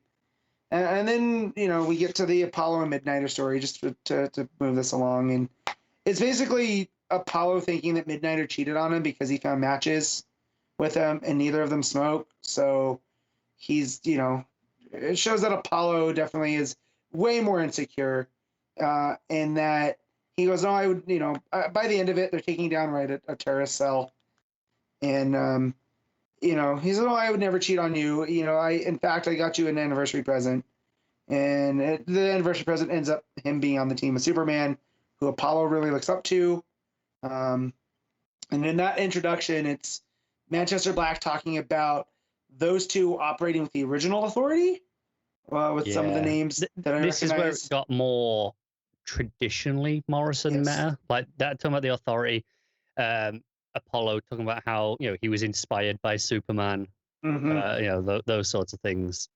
Yeah, that's the level I like, but again, I was just like, I don't care about Apollo. I was kind of just skim reading at this point. Yeah. So they meet, and then we get to the last one with Enchantress, and this is the the face blob. Yes. So basically we get to the point where she's basically having an inner dialogue against herself and her different personalities, and they're appearing to June Moon, which is her alter ego, as different scenarios. Basically, the one version's trying to sacrifice the other one to this ancient god called Dizamor of the Purple Plateau, and she's at the hilltop, which is supposed to be like a hospital, but then it appears as an asylum, and then we end up, man, this is where it's hard to go. It jumps from the art, which I think is it more? Hold on. I have to go back to the title page. Foreman, I guess. Yeah, Travel Foreman. There we go. It gets to Foreman art, which can get pretty ghastly, and you get that blobby face guy that's appearing to her. And this was the most striking artistically because it was very clean and smooth, and then it was almost all greens, and greens then and reds. Well, it was almost all greens except one thing that was red, and like that, and what that showed, and it just stood out a lot. Right. But as the issue gets going, the more the red peers in, and that's where you get something's up, and then it gets to Hilltop Asylum, and it switches over to the Janet art, right, where Superman and the Authority now come in to save her. It's Apollo, Midnighter, Superman, Steel. To save her from whatever's attacking her, which apparently is in her mind. So I don't know if it's supposed to be this dark god or whatever. Enchantress is a weird character. Yeah. This is where I was not really real. I was like, there's a big face blob. Yeah. What? So, and then that's where it ends, where, this is apparently the team, where it says next Superman and the Authority in hell. No, Matt. It does not say that. It says Superman and the Authority in hell. That's how it says it. So One of those. again, I don't know why this book's here. Besides, why not? So like I know there's the stuff might play into it coming up in action and whatnot, but it's just weird. It is a strange book that I won't be picking up issue 3 of. Clearly. Yeah, I mean, unless my shop didn't listen to me and they throw it in again, I might not either. Because now I have 2 out of the 4, so like it's half. Yeah, It's nearly there, man. Yeah, but I mean the art. It's so I don't want to say it's up and down because they're all consistent. Like I don't think any of them are bad. No. Some are more to my taste than others, but it's inconsistent in the issue. Yeah, exactly. So I'm gonna give this a 6.5. Just yeah. Again, I don't know why this book exists. Well, there's a lot of books starting over the next few months, so I mean, it's nice to be trimming some of the the stuff that doesn't need to be there. I'm okay with that. Hey, Matt, just to tangent you slightly for a second. Yes. It's more wrestling shit. My new favorite Twitter account is Vince McMahon Googling. I don't know if you've discovered. I've heard of this before, but I've never actually seen it. For example, one of the ones that made me click, follow last week was after Christian won the Impact title. Yes. And the Vince McMahon Googling Twitter tweeted out, "Did Christian just leave for TNA again?" Oh boy. It's just it's gold. The last thing he tweeted was "Is Cult of Personality" written by Jim Johnson. Oh my god, that's good. I'm gonna follow this. It's gold. It's just gold. Real quick, my favorite hockey brand, Violent Gentleman, tweeted out or put out a picture of CM Punk wearing their gear and said, "Hey Siri, play Cult of Personality." So even they're getting in on it. Yes. It's if it does not happen, I've already warned, I am burning something down. I don't know what yet. Apparently, maybe my coffee table. A report from someone who's because obviously they're recording stuff before Rampage, so the audience is already there. Right. Apparently, someone said that they've already seen "If Punk's Not Here, We Riot" sign. Yeah. So, good stuff. All right, back to the comics at hand. Yeah. Batman Catwoman issue 6. Tom King writing with Clay Mann on the art. This, of course, it's maybe been hindered a little bit by delays because there's been some gaps between issues, and given that it's got 3 timelines moving in each issue, it is a little bit hard to keep track of. That's to say that I didn't enjoy this because there's definitely a lot of stuff to like in here, and the art is typically pretty excellent. So. Yeah, we have in the past, we have Joker coming over to Selina's house and decorating the Christmas tree with her. So, I just want to say the competing ideas of Joker and Christmas are nothing that I ever put in my head. Now I've seen him in a Christmas sweater and I kind of like it. Just the whole idea of Joker in a festive mood. And especially these lines I read in the Mark Hamill Joker voice. Because sometimes, depending on the Joker, I read it in the Heath Ledger. Yeah. When it's a little bit more dark. But here, for whatever reason, I don't know if it's the Phantasm, this Joker has definitely been Mark Hamill. So, and I feel the Christmas letter doubles down on that. I think it's because if the idea that Selina has this sort of weird friendship with him at some point, it's harder to imagine that with the Heath Ledger Joker than it is Mark Hamill. I think that's maybe partly why as well. Could be. But, and then obviously in the kind of middle story, you have Phantasm has Selina tied up, waiting for Batman to come rescue her. Some gorgeous art here. Phantasms look great every time they've been on screen. Or screen. Well, it's screen for me because I'm reading it on a tablet, but, on page. Particularly that, the 2 pages where it's like Batman standing on a fire escape and there's this like glow of light from the street hitting him. And then the reverse of that is looking up at Phantasm with the bat signal behind her. Really good stuff. This is some of Mann's best art, I feel, so far in the series. Yeah, it's glorious stuff. And then you have Selina in the future, old woman Selina with her daughter, asking if she killed the Joker. I think that was actually kind of what we cliffhangered on last time in that time period, was just her flat out asking that question. And Selina kind of dodges it and just sort of says, "Hey, you going out patrolling tonight? I'll come with you." And she's like, "Aren't you too old for that?" It's like, bitch, please. I'm Catwoman. So that kind of progresses that. I was gonna. On you go. On you go. On you go. It's probably still related to I was this. gonna say, just in between the panels on the page where they're sitting across from each other. Sure. The whole cat and mouse motif. Yes. I love that because you just see this mouse going across, and as you're reading it, it's almost ping-ponging back and forth. And then on the bottom, when she says, "I'll join you," you just see the cat peer itself out, and it's just like, "Oh, Selina, what's your game here?" Yeah. With your poor unsuspecting daughter. But notably, the mouse does get away down a hole at the top of the next page. So all the metaphor. What I was gonna say is that we transition back to the flashback with Selina looking for Christmas decorations because she's got a tree but no decorations on it. His Joker's shadow is very Nosferatu. I like that touch. Oh, it is, isn't it? Yeah, I got a very Nosferatu vibe. All of her ornaments are all cat themed. She sort of comments that she's a bit of a cliche of herself. But and we come back to the fight, which is not much is happening. It's just it's a debate over if Batman should kill Joker or not because that's what Phantasm wants to do, and Phantasm kind of critiques that. That comes a little bit more later though. Commissioner Dick Grayson, of course, is in the future. So he knows who Selina is. When he turns around and Selina's standing there next to Batwoman, he's like, okay, hey Selina. But this is actually kind of a hard. It's actually neatly, funnily enough, because it comes out the same week as that Nightwing issue. It kind of actually ties in thematically a little bit. This conversation they have, where she says that, hey, you were always the kindest, and even Bruce said that, and he never liked to compare you, but so and he says she says Bruce would be proud of you, and so it's just funny that it comes out in the same week as the issue of Nightwing where everyone's talking about how great Dick Grayson is. Yeah, she talks about the family and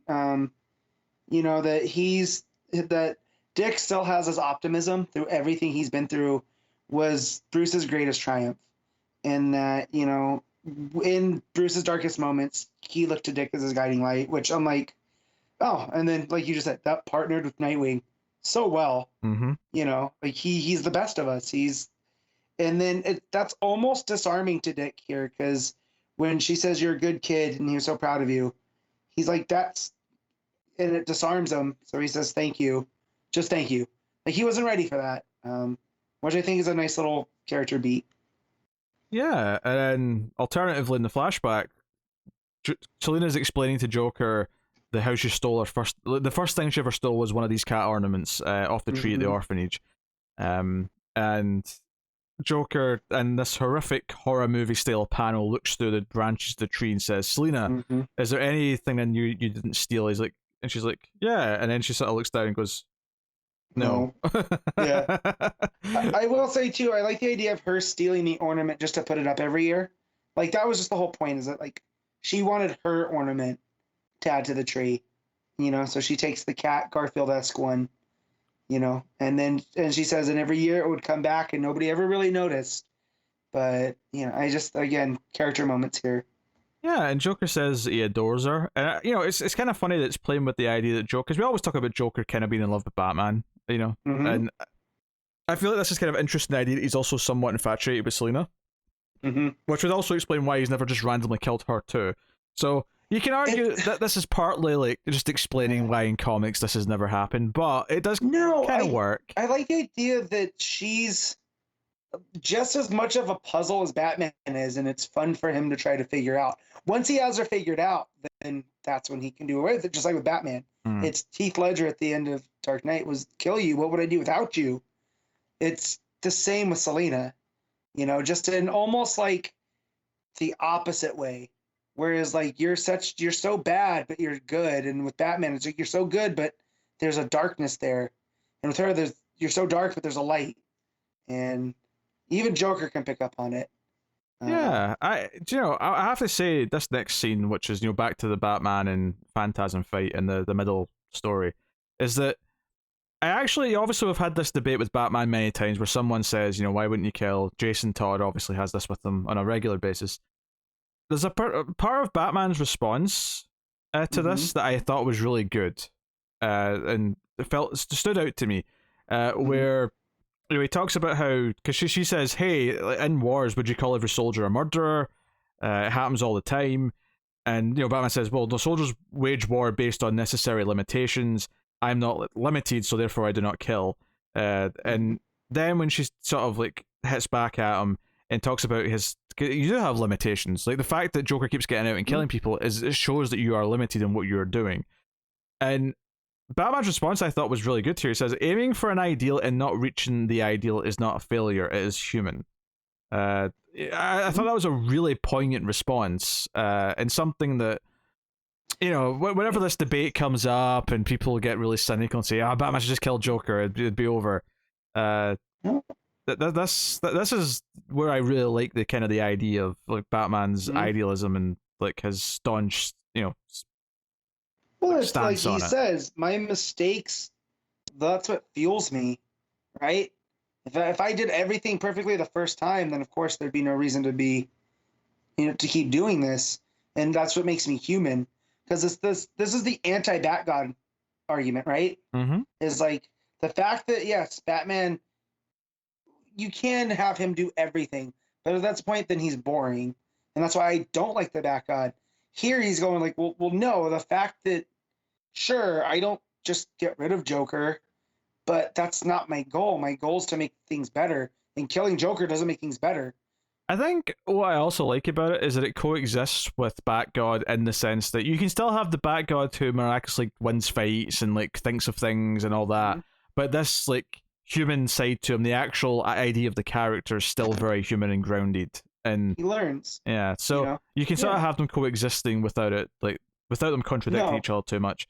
But yeah, nice. I was not expecting this to pop up in this book. Yeah. Like, just because of the Batman I've gotten from Tom King, kind of like, I hated the Iron Bane story because it was very Bat-God.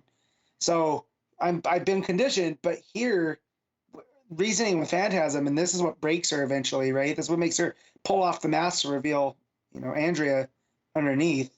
So, and this Selina hits him from behind, and this was all kind of a ruse. She was working with her because she actually agrees that she killed Joker, and we know that she shares that sentiment because we've already seen her do it in the future earlier in the story. Much later, I actually also really enjoyed this page below here where Helena and Catwoman are beating up some of the new villains in Gotham in the future. And Selina's basically doing the old woman thing where she's complaining about how derivative they all are. I particularly liked Four-Face, which is a set of twins who both have Two-Face style gimmicks. But yeah, they're twins who got acid on them, read an old book, and just went with it. Well, as much as you love Four-Face, I love Dragoon, who's a goon but also a dragon. Yes. Or Polymath, who has a... What do you call that shape before you said? It's like a dodecahedron. Yeah, something like that. But I just thought this was a really fun thing. It was kind of this like comparison, and the idea that the villains keep getting worse and cheesier, and Selina's kind of like cracking jokes Gotham, about it. Right? Like, what I loved here was them sitting on the world's finest side. Like that's just a fun little call out. But just mother and daughter sitting up there, and also the fact that Catwoman's wearing the Catwoman, like the original suit. Yeah, it's from the 40s. Yeah, it's the original. Like just the idea she dusted that off to go out. Yeah, and eventually Helena asks her again, and did she kill the Joker? And she says, "Damn right I did."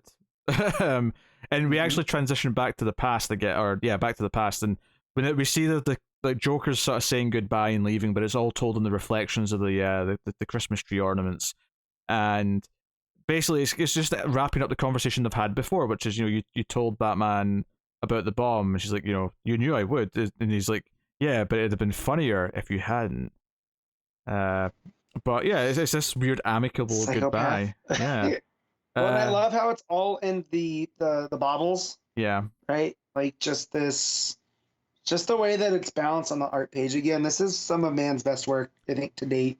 Yeah, and the final page kind of sums up kind of a lot of what this book's been about, because she shut this front door, there's a knock on it, and she sort of thinks it's the Joker again, says, I hear you, and no, it's not going to be like, who is it? And then when she opens the door, it's Bruce. And, like, it's basically just this idea that both of these people are such a big part of her life, and her balancing that So this is just a really sort of neat bit of symbolism early on, where she was seeing the Joker more often because she was in that crime world, but obviously this relationship with Bruce was just starting to like heat up, just starting to go somewhere more serious. It just that balancing between them, and the final panel of just the laughter, the idea that even when she's like having this, what presumably is a nice moment of Bruce showing up at her door, feeling the relief that it's him, it's kind of marred because in the back of her head, this guilt over her association with the Joker, just him being in her head. So she's hearing this laughter in her head. The ha ha ha. She's been incepted. Yeah. So it's a neat I also touch. like the. Please don't say it was to. And then when she sees Bruce, she says, "Kill me," and like I just that pacing, I can hear that in a voice like, "Ah, kill me." You know, why you big beautiful man? You know. Yeah, and that's the to be continued. Really solid. I mean, honestly, the weird thing about this book is that it's just not as good as Rorschach or Strange Adventures. So it feels like third place out of those three. Obviously, Supergirl is now in the mix as well, which is weird because now we have that to compare it to as well. But because those two were already running, and because this is so far along, that's the two that we're comparing it to, and it is definitely the weakest one, but it's still really solid and still enjoyable to read every time I read it. And the art's gorgeous. I might put it over Supergirl for enjoyment, just because. I wasn't compared to Supergirl yet. Gotcha. I was just firmly top at the other two. Gotcha. Well, when you said the other three, I did the math and I forgot Strange Adventures is still going on. Yes. But no, really, really solid. I mean, it's more of a Catwoman book than it is a Batman book. I know it's called Batman Catwoman, but it's one of those things where it's just like, it'll sell more copies if you. Well, yeah, so my comic book owner, the shop owner, I'm the comic book owner, but the shop owner of my shop was asking me about, what's it about and if it's worth a read. And I go, it's weirdly Selena's Christmas Carol. Like you have the past, present, and future, all the different ghosts and what this means and how it affects her relationship with Bruce and stuff. And I go, it's really worth a read. Like once it's all done, I told him, give it a read. I think you'll enjoy it. I think it'll read even better in trade because I think the gaps, because of the three different timelines, it's having to remember three timelines constantly is a little bit of a juggling act. But obviously reading it all the way through once you can will probably tidy that up quite nicely. But what are you giving issue 6 of Batman Catwoman? I'm gonna give this an 8, and mostly on the Mann's art. I really felt dropped, or like not drug it up, but propped it up a little bit more than normal. So yeah, I'm gonna give it an 8. Yeah, I think I'm tempted to, because I think the art's fantastic. I was not expecting the great take on the Batman. Why does Batman not kill? Why does he stick to his ideals? Speech. I thought that was surprisingly pretty great. There's some fun stuff. But yeah, I'm sorry, I just agree with the 8. For whatever reason, I'm not feeling like going to the 8.5 on this issue. Yeah. And maybe it's just because the standard is so absurdly high right now that this just feels not as impressive as it otherwise would. I mean, let's just compare it to this week. I mean, Nightwing and Catwoman both, right? Like, I mean, just you can't put it above over those. Compare it to other Tom King books. Compare it to other books that came out this week. It just, it's a little bit lower down in the totem pole, but it is good. It's even very good. But yeah, there you go. That's Batman Catwoman. Supergirl, Woman of Tomorrow, issue 3. Tom King writing with Bilquis Evely on the art. I hear Matt likes her. I do. That's good. I'm not you know surprised. Why? It has nothing to do with CM Punk. Makes a change for this bloody show. Yeah, it was a young Phil Brooks who went cave raiding when he found these God, could you believe? Oh my God. Phil Brooks is CM Punk's real name, Conrad, just in case you didn't get that. Okay, so Supergirl, Woman of Tomorrow. I barely know who CM Punk is anyway. Well, if you watch Heels, you'll know him as Ricky Rabies. I'm not gonna watch Heels. You should. It's got Stephen Amell, and you love him. You are twisting my relationship with Arrow quite significantly there. I forgot you love to drink. I especially enjoyed the scene in Heels where he looks at his brother's eyes and like they're going to have this feud. Their pretend storyline is that they're hating each other. But is his brother played by Robbie? No, it's not, unfortunately. Oh, but they're staring into each other's eyes, and you know they're out there in the front of the crowd. They've got the mics, and they're trying to build up heat for their match. So they're trying to like really paint this as a brother blood feud. And Stephen Amell grabs the mic and says, "To beat my own brother, I'll have to become someone else, something else." And then he just screams bloodlust. It was weird. Yeah. It was way weird. Yes, for anyone who finishing maneuver. for anyone who's not watched it, I'm making this all up. That did not happen. Yeah, no. Yeah, but yeah, Supergirl issue 3 here. So I really enjoyed issue 2. I thought the book, you know, once you had all the setup, I thought issue 2 was a really solid traveling issue. So I'm very curious to see how everyone felt about issue 3. And now that we're 3 out of 8, we've got a real sense of what this book is now and how it's going to progress issue to issue. Did people like it? I still don't know what this book like. I get it. It's no longer just True Grit, right? Because this goes off in a little bit, and now this is just parables. Now the legend of Kara and the truth behind it. Yeah, and so if that's what Women of Tomorrow is, and we're looking back at these are almost the trials of Kara Zor-El, like cool. Not that it was a chore to read. This one was a lot easier to read than like even the first, but it's definitely a bit wordier because of the heavy narration compared to other comics. That's my big problem. I think I actually really like this issue, and I understand what this, I assume, book is going to be now, in that it'll be a different story every month, along these lines. Yeah, definitely. They visit a place. Yeah. When you think about that, the first issue is how they met, right, and the deeds that led it. And then the second one was this big show of, she took the red kryptonite pill and then, became this fire angel in the sky. And then this one was how she, brought justice to a town, Yeah. And whatnot. I really like what this story is. I personally really like the characterization of Kara. I know I can see why it's not for everyone. Well, I quite like it. I quite like that she's, very distinct from Clark in this book, as opposed to definitely some other stories that I've read. Yeah, she's not Clark Light here. She's her own, and being the survivor of Krypton that remembers Krypton, right? Yeah. I like that she has less tolerance for something like this that we'll get to.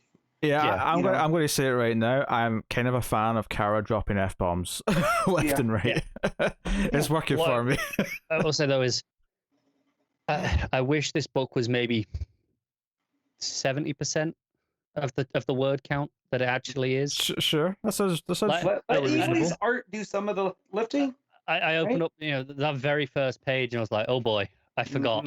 I forgot what this book was, in terms of the sheer amount of text. And it's quite relatively speaking, it's a fairly small font that it uses to fit quite a lot in those narration boxes.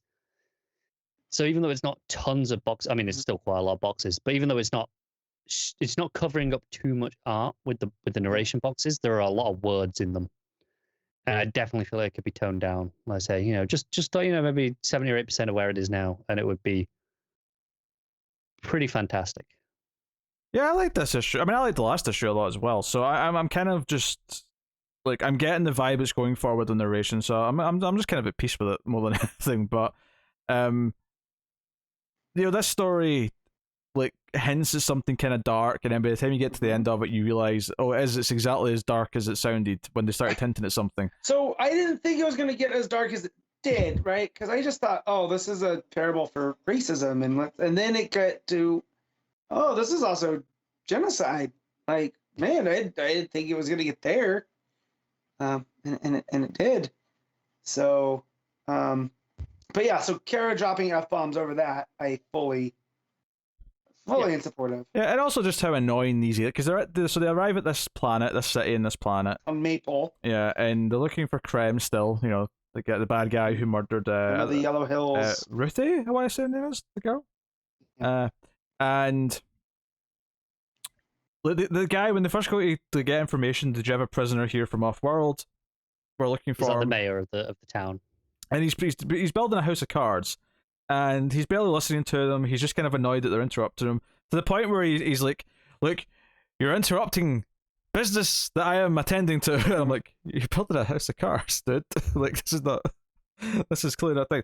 But her blowing the cards down with her breath. This is the point as well where I felt like King speaking in the narration. It's like, oh, I've seen it said elsewhere that the Supergirl, a woman of infinite patience, which is Clark, right? Yes. And, Right. And often Kara is written as, oh, it's Clark, but a woman, and that's about it. And here it's like, no. She's got her own personality. She's different. Well, I like this. but don't forget, I do as well. I don't know if this is canon anymore. She also wore a red ring, right? Like, so. I think that's still canon. Yeah. So like, there's that part of her. So like, I do like though that she does have a shorter temper. Yeah. Yeah. So they go to a hotel, and again, the person's been kind of annoying. But the big thing that comes out of this scene is that when she's told she has to sign into the guest book, is that there's like a purple column and a blue column, and she's like, "Which one do I sign?" And she goes, "Oh, the blue." And Karen notes down that there's like no one in the purple column for quite some time, and she just kind of like fobs it off a little bit. And I'm like, okay, I wasn't thinking anything too dark here. I was kind of, obviously I was expecting this was going to become something, but I was like, okay, what does purple even mean? Like, I have no idea what that means yet. But when we get to the scene in the restaurant, the diner, where like the sign underneath used to say no purples allowed, it was like, oh dear. Mm-hmm.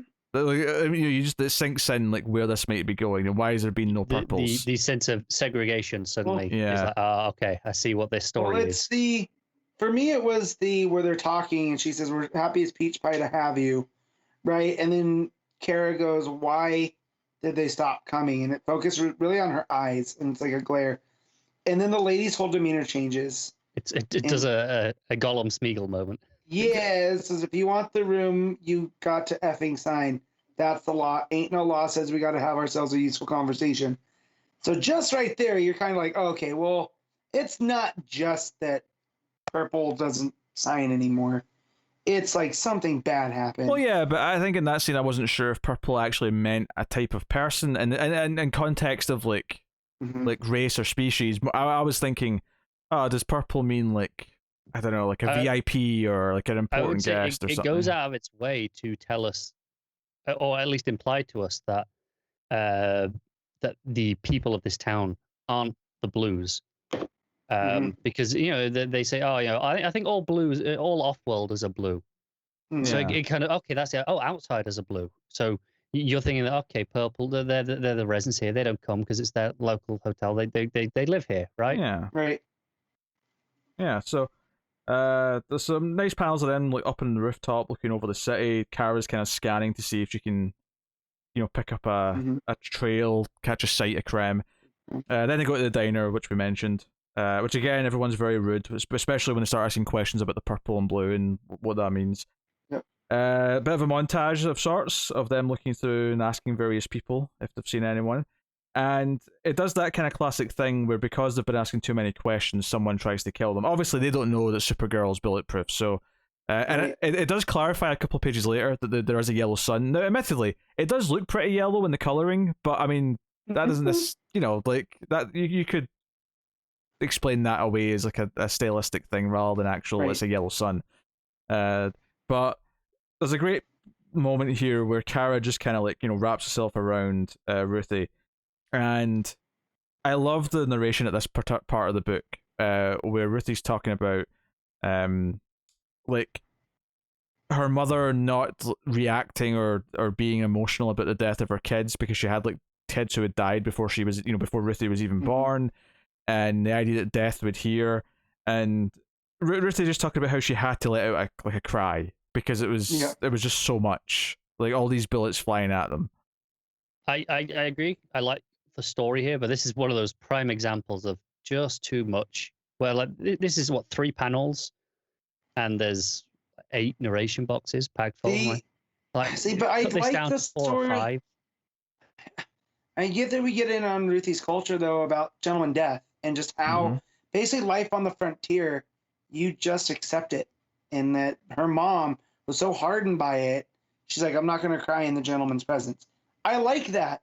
However, in this scene where we just need Kara to cover her, you know what I mean? Like, it is a lot. So, like, I understand it and I like it, but yeah. I want Evely's art just to kind of do some of the lifting here. But it also notes here that, she didn't hurl out of fear. It wasn't about being afraid. It was more about the absurdity of just how much the universe is both trying to, kill them and protect them. Because she noticed that, if this happened without Kara being the one that was there to, shield her, she'd just be dead. She'd be a puddle on the floor with the amount of gunfire that's coming in.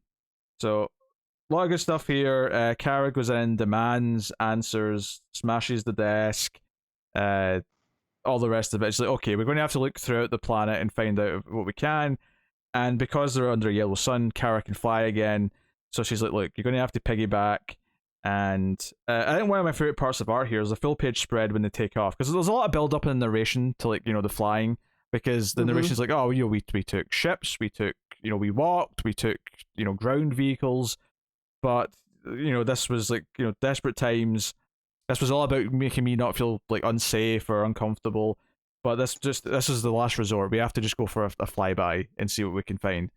And I think that full page spread, the expression on Ruthie's face on Kara's back of oh shit, I was not expecting this feeling of not like this. Yeah. Right, yeah. I mean, how cold it probably is, how much the impact of the wind hitting her probably is. Well, here's the thing. I've always thought that when a Kryptonian flies, they kind of have this aura, and then if you're in there, it goes to you. So when Superman's carrying Lois or whatever, she's kind of I don't want to say immune. It still affects her, but not as much. It's almost like a natural windshield built in.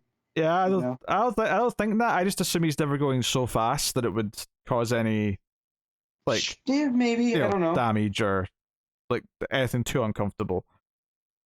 I'm sure Kara and Clark are both aware of how fast they can go before it's going to cause trouble. This is kind of one of those points where I don't need everything explained personally. I can just take something. You can fly with them and they're fine. I can just accept it. It's comics. I'm mainly talking headcanon. I don't need Philip Kennedy Johnson, or as we call him here, PKJ. I don't need him explaining that. In my head, that's just how it works. Yeah. But I really like this page and the build up to it. And of course, the dark part is that they find the mass grave. But it's actually so Kara goes back, grabs the mayor or whoever, and demands answers. And the answers is actually more of a story, because I was thinking, oh, okay, so they've killed this other race that lived on this planet. But it's actually an even darker, more complex story where this race of beings, the brigands just go around committing genocide. But if you're rich enough and can offer enough stuff, they might let you live and just leave instead. And they didn't have enough to offer them, but it was actually Krem, who was arrested on this planet and was sitting in a jail cell, who came up with the solution. He said, hey, why don't you offer them a little of both? You can afford maybe half of what they're asking, and then you can let them kill half the people. And of course, they just picked the half they didn't like, because they've got the separation. The second-class citizens, as it were, Yeah. Right. So, and sure enough, it's just this awful thing. It's just okay, this villain who, obviously we already wanted them caught because he killed her father, because he was obviously very villainous before. He shot at Crypto, right? Now he's actively hey, why not a spot of genocide? That's basically... Here's my problem with this one, because I feel in the grand scheme of the story, as we're reading it, sure, it's easy to make Krem that guy, but I almost feel in what this story is a parable of the labors of Kara, basically. Krem is just that antagonist character, right? Maybe to Ruthie it was Krem, but it really wasn't in reality. But as she's telling the story, she's oh yeah, and Krem happened to be there, because I know they're following his trail, but if this is going to happen every time that Krem also participated in... Krem is the Minotaur to Ruthie's Ariadne with Kara being Theseus. Right. Yeah, I mean, I think obviously Crime he's less a character and he's more the idea of a character because he's built up so much. Right. Which I don't think is a bad thing, because I think because of the way that the story's focused and because it's all coming from the narration of this person who was a child when this was all happening, the idea of him being this mythical, villainous force, it kind of works in the context of the story, I think. No, I think it works. It definitely works, but just with if every issue it's going to be like, oh yeah, and Krem also did this also really terrible thing, and he's responsible for all the evil that I'm experiencing. Well, I mean, to be fair, we didn't find anything new he did last issue, so it's not every issue already. I think what's important here as well is he's not responsible for all the evil here. The evil was already happening. He just changed the form of it to something arguably more sinister. It showed how cold he is because he was able to sort of just look at it from a mathematical point of view. And he was able to go, you could sacrifice a lot, and he can get to go free himself in return. Yeah. He hitched the ride. Basically, the genocidal maniacs were so impressed by his killing skills, his thought process that they gave him a ride. We could use a fella like you on board. Yeah. So.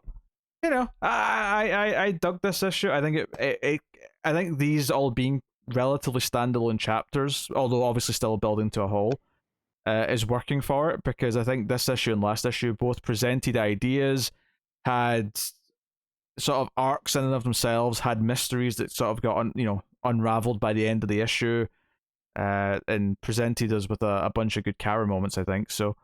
I mean, don't get me wrong, I still think Strange Adventures and Rorschach are both better books, but I think I would put this above Batman Catwoman. I think I'm there 3 issues in.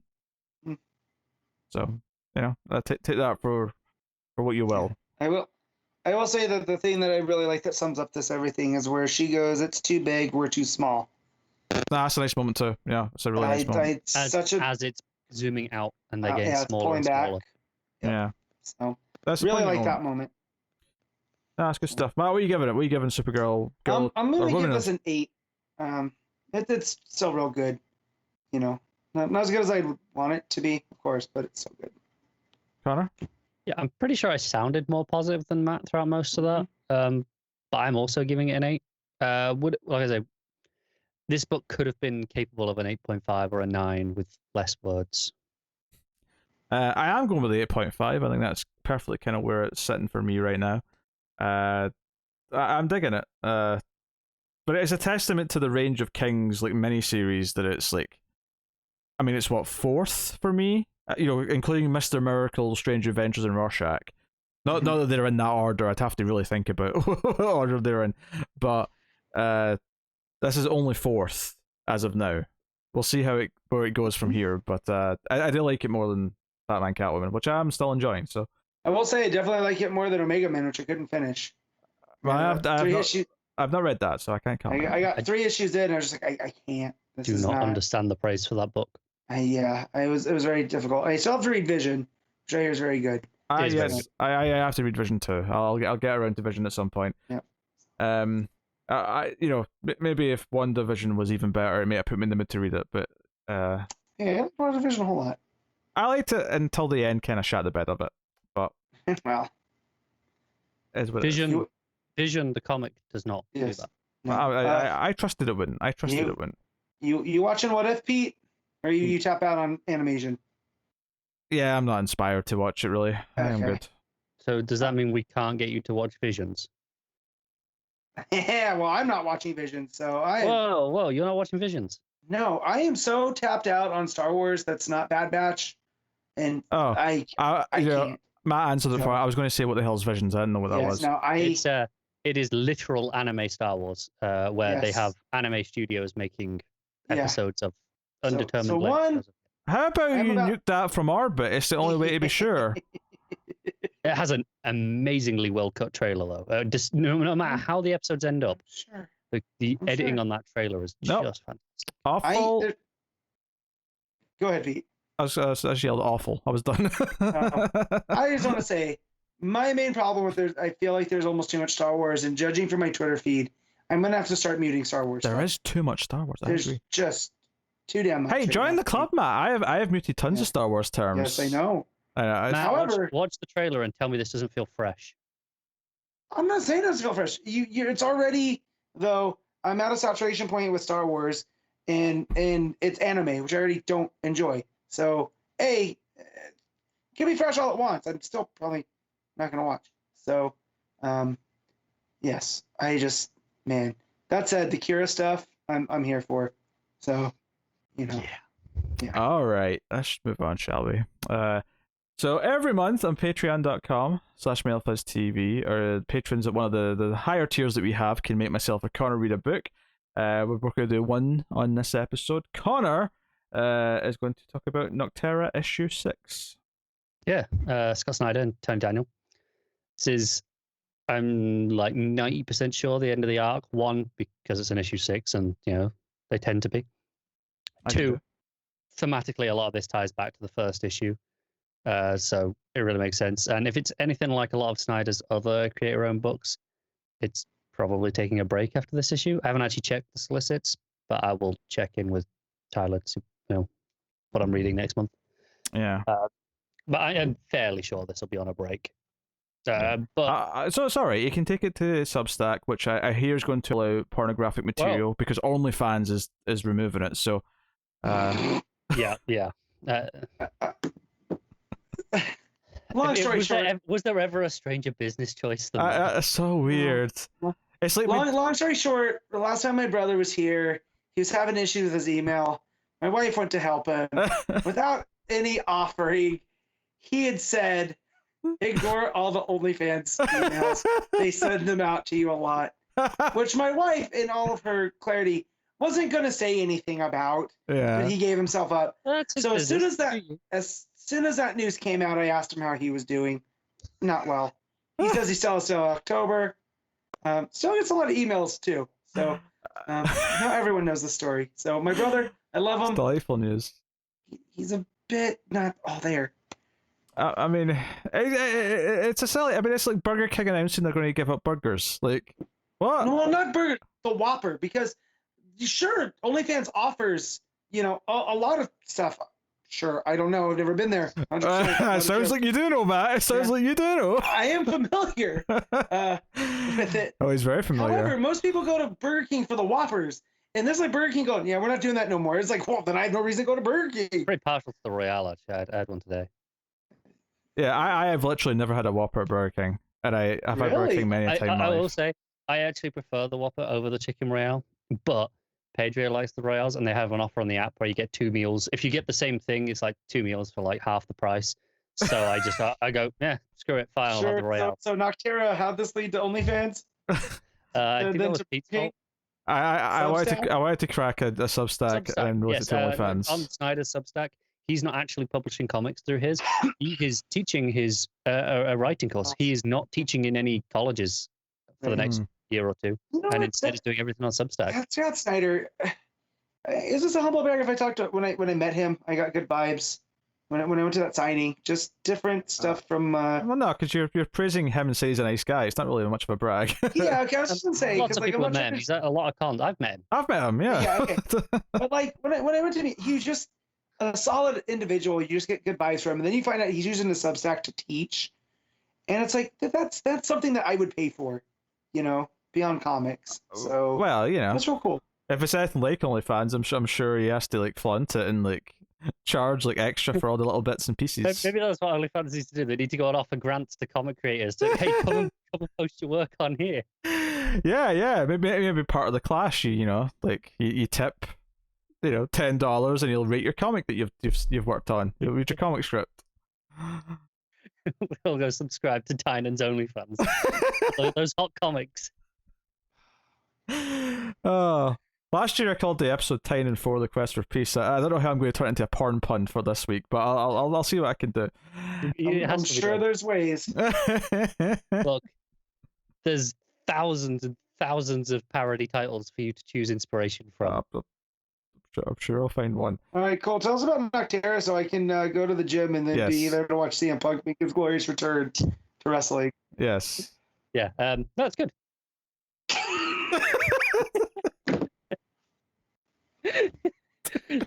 You wanted me to be quick, Matt? But you know what? I always feel guilty about rushing through the Patreons, but like I'm okay with it today. No, I will be serious. I For swear. what? Just a minute to compose myself. No, it is actually quite a good issue. Like I said, very thematically ties back to the first issue. Every issue so far, this arc has kind of been building up on these flashbacks to the day and the day after. Everything went dark, and it was all. I think the first thing in the first issue was where were you the morning it hit, and that is such a recurring motif again in this issue in particular. With Val talking about how that doesn't really mean the literal moment. It's not like asking where you were on that moment. It's more of a question of faith. Like, where were you when you lost the faith, of humanity or whatever? And she gives personal examples for her. The darkness with her eyesight, not the actual darkness.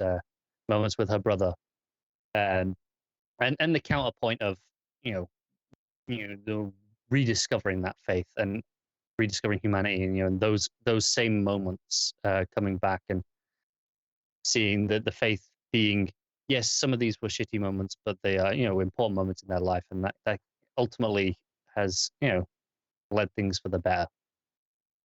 And that's where a lot of this issue's thematic hook is. The plot is mostly Tiberius, which is the guy running the facility. The big thing in the end was he was working with Bill. Turns out he's been behind the whole time. He set his brother up and has been trying, to build these machines for his cabal. And he wants the notes for himself so he can go to EOS because he can only get in there once he's got this. Because his brother was the actual smart one who designed all of the stuff and that they're using.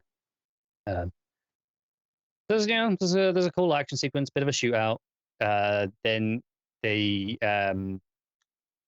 unleash the human shades which they had trapped in there, which we kind of saw behind the glass last issue.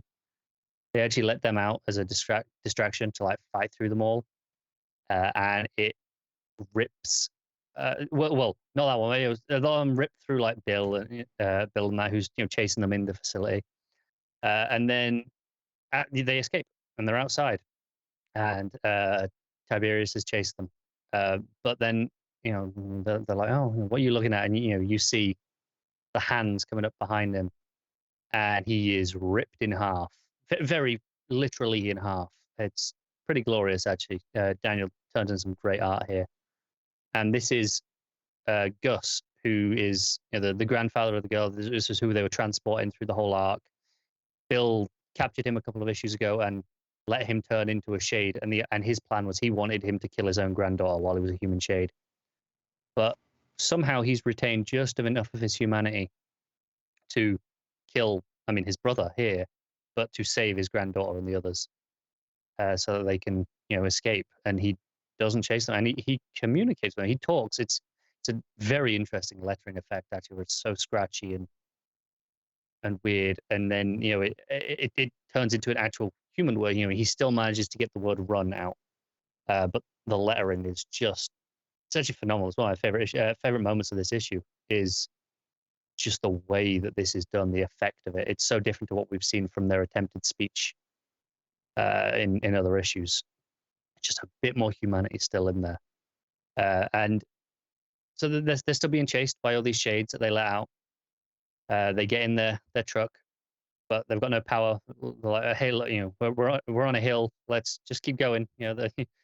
We'll worry about what happens at the bottom of the hill when we get there. But this is where a lot of the narration about the keeping the faith kind of comes back in. There's a light at the bottom of the hill. First it's like a the light at the end of the tunnel sort of moment, and it's all the people from the first base that they'd come from, come as back up and come to help them.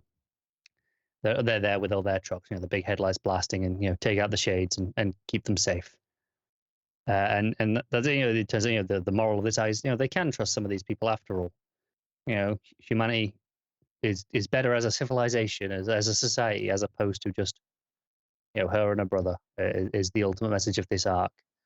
There's a bit of teasing as well, like being like, it talks about later when we learned the truth about Bill or found Eos, or when we came face to face with Nox, who's the villain in the Cabal that we learn about. It was like, okay, so you're teasing there is story to come. I hope we get to see enough of it, because this is Snyder, who has struggled with returning to some projects over the years. American Vampire. More than that in a minute. Yeah. Don't get me wrong, a lot of good stuff, but if there is a downfall to Snyder, it would be the lack of commitment to finishing some projects. Which is... Yes, I just mentioned that one, Matt. Sorry. It's all right. Matt's pay attention, you can tell. Yeah. I wasn't. I was telling my wife, if you have to throw elbows, make sure you keep your hand flat because it gives you better leverage. Don't forget that, people.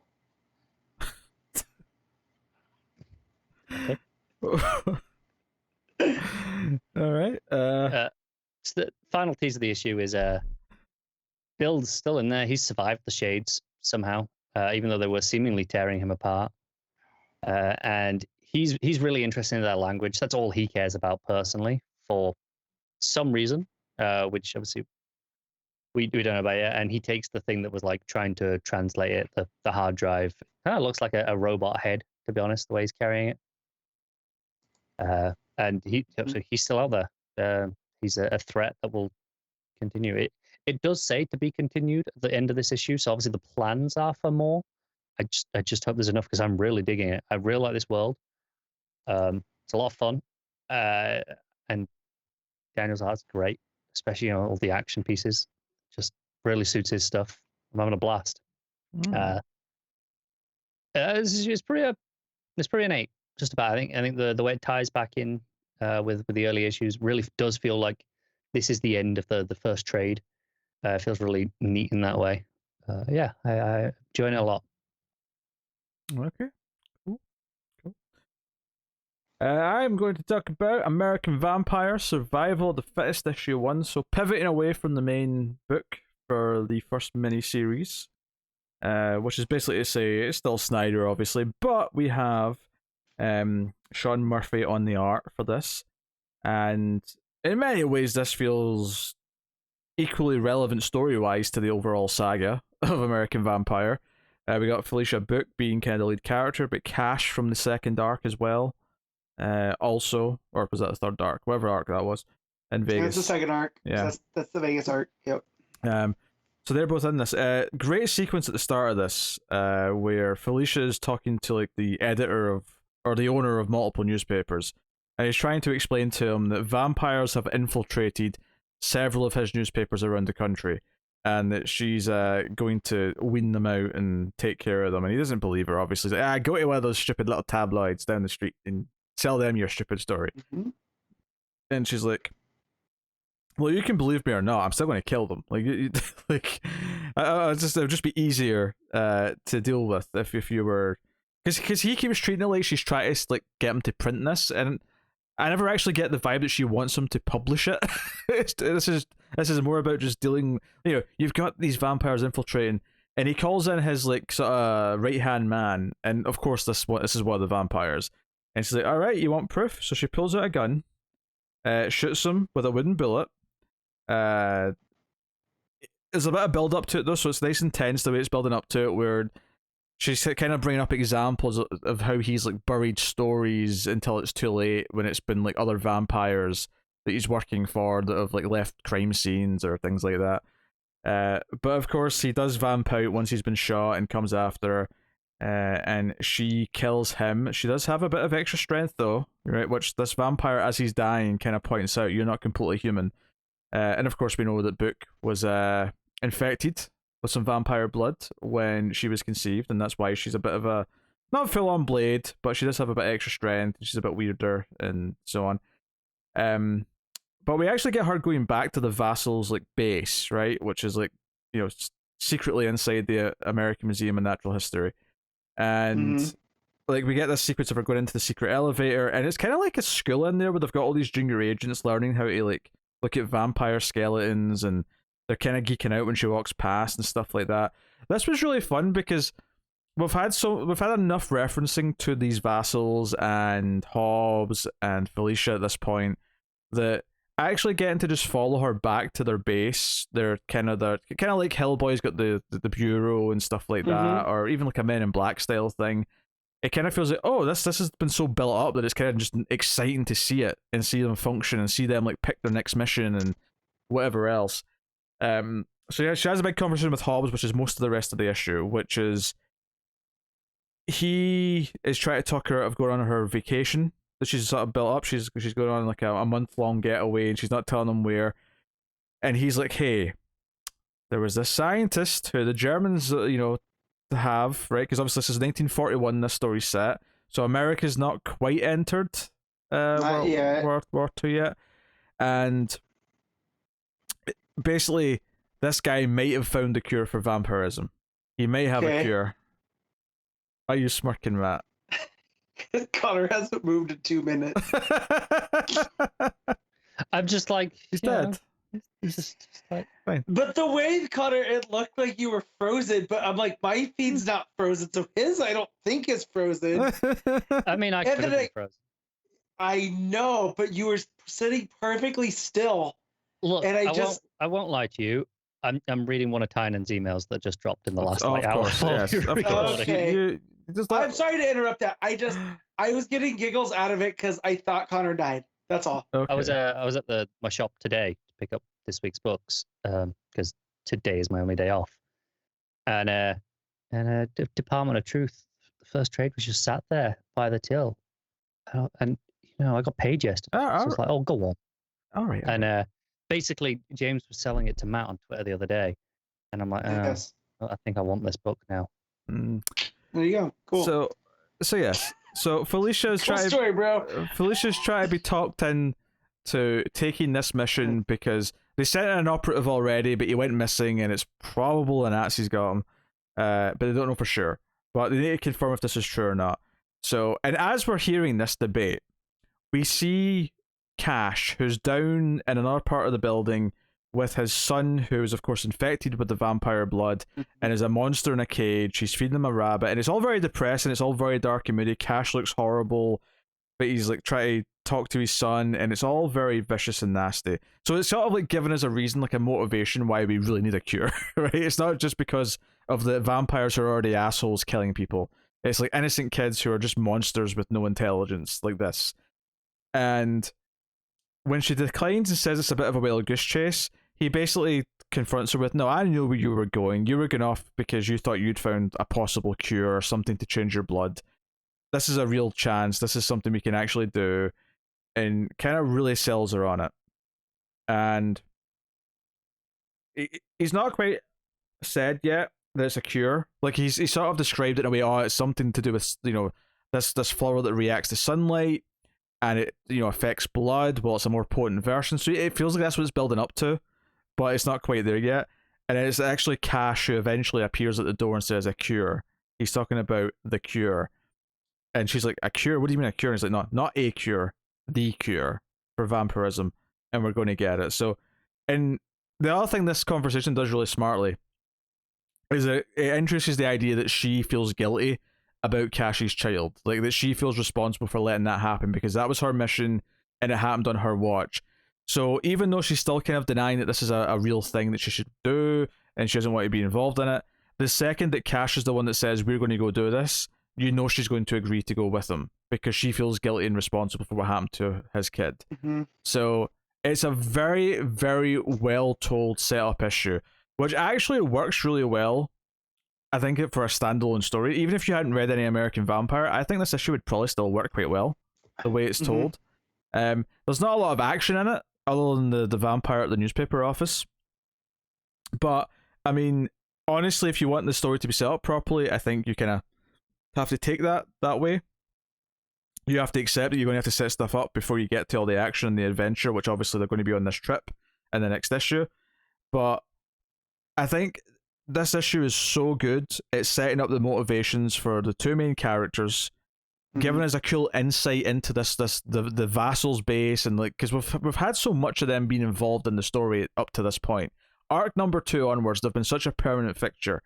So to actually give us this sequel to two of the main characters from arc number 2 and making it more personal and making it this adventure, something akin to what you maybe get in like a Indiana Jones meets a horror story, is just a fun idea. So yeah, and obviously the art's You really had to good. guess what my favorite Snyder story of all time is.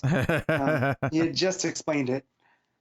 I think I summed it up quite nicely. So honestly, this is probably like a 9 out of 10, and I think it's just so good the way it kind of like mixes the motivations between the conversation and what we see with Cash, and how Cash's motivation becomes her motivation because she feels guilty and thinks she's responsible for it. All of that just sort of snowballs together so nicely and strategically that it's really well done. So 9 out of 10 for Survival of the Fittest issue 1.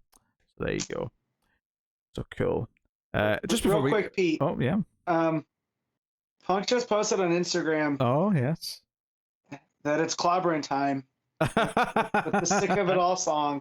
Can I bring in something more DC related instead, which Sure. Pete might have been about to do anyway. Go on. I don't know if well, actually Pete might not have, because he doesn't check his Twitter as often during the show as me and Matt do. Because I'm a professional. ABC, always be checking. There was news.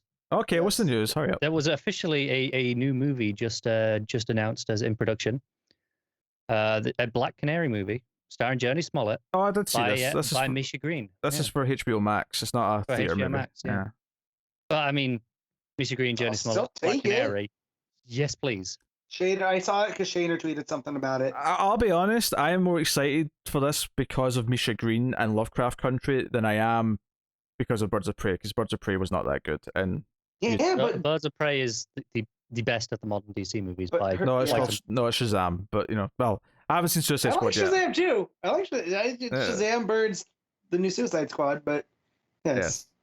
But anyway, but still, anyways, Journey Smollett though, she was easily. No, I like her. One of the strongest. Yeah, I like her, and she was fine in the movie. So yeah, like there's nothing wrong with this.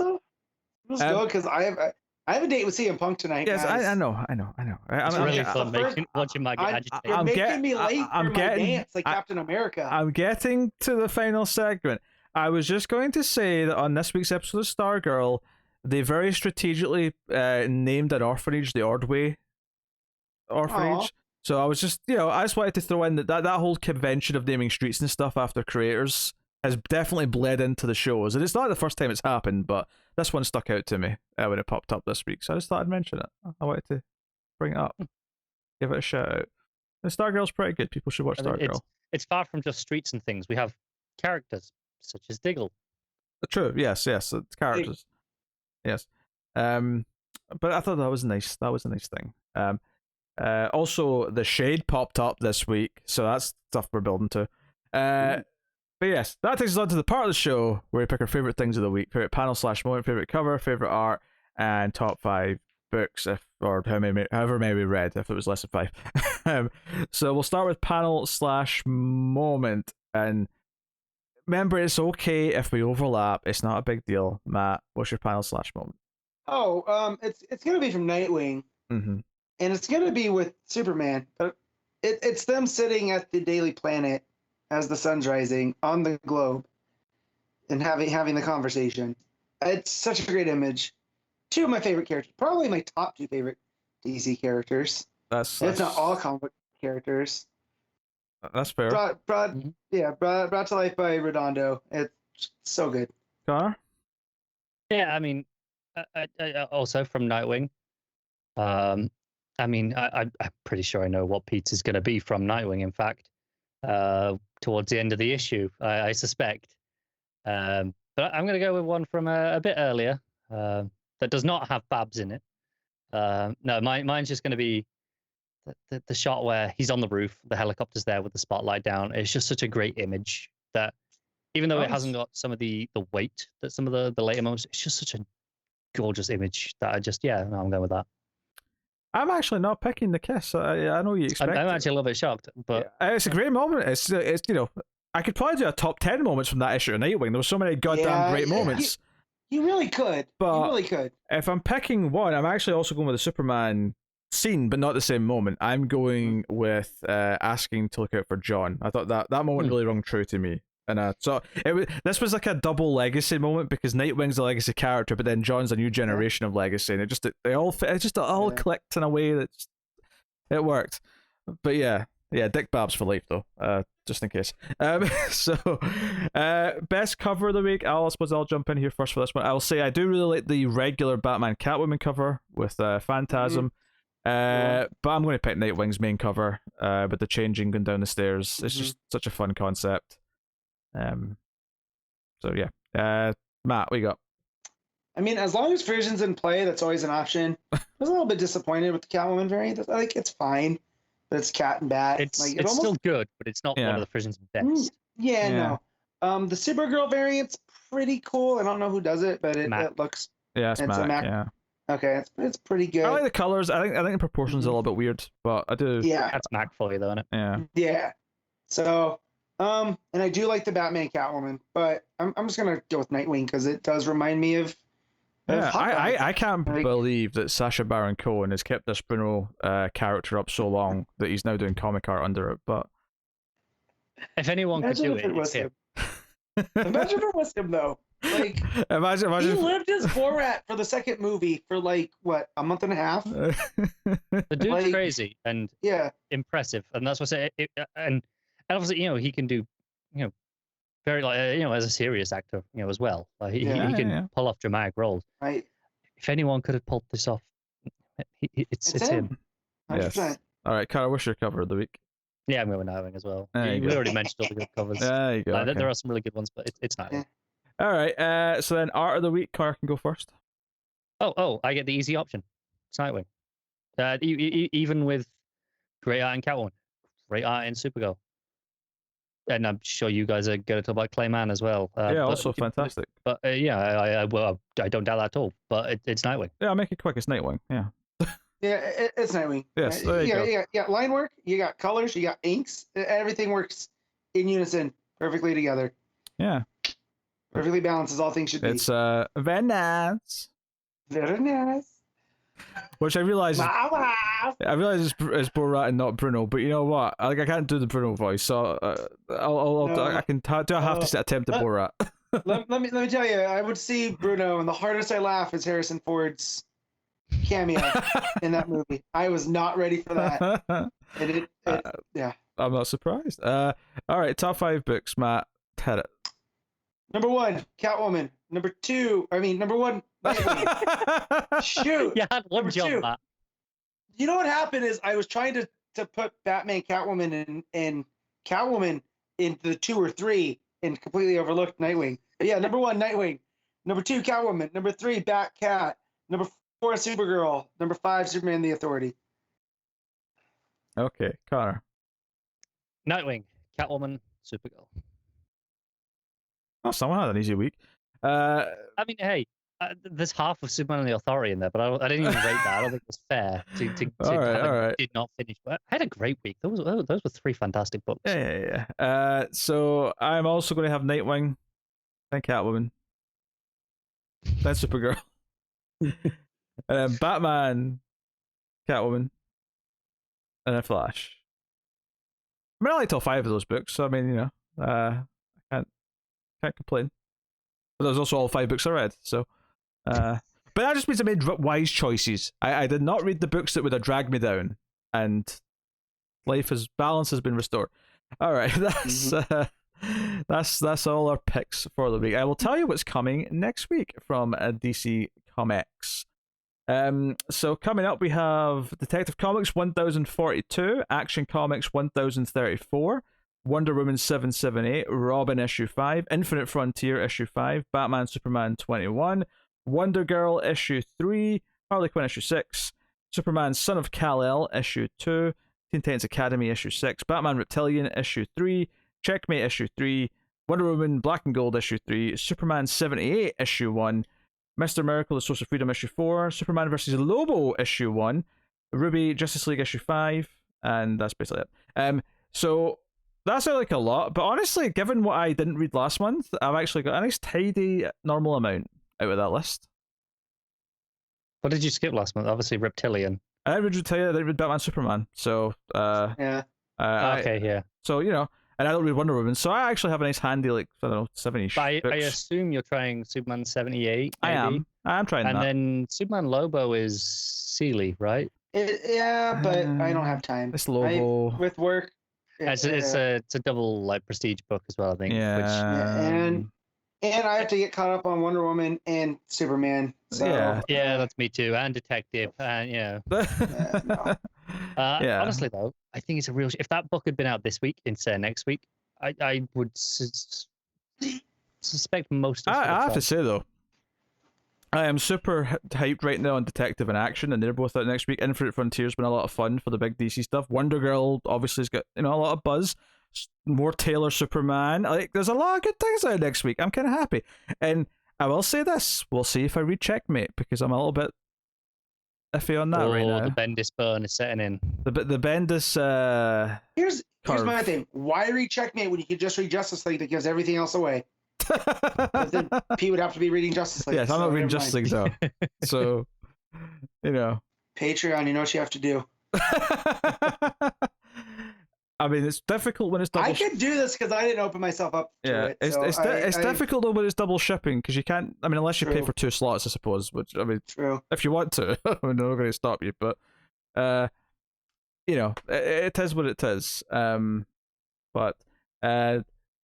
Yes. So there you go. That's what's coming next week. It's some cool stuff though. I'm looking forward to next week's books. I mean, to be fair, I think every week right now has at least a handful of books that I'm kind of pumped for, which is pretty much all I need. As long as you've got like 2, 3, or 4 books that are like, oh, I'm excited for those ones. Yeah.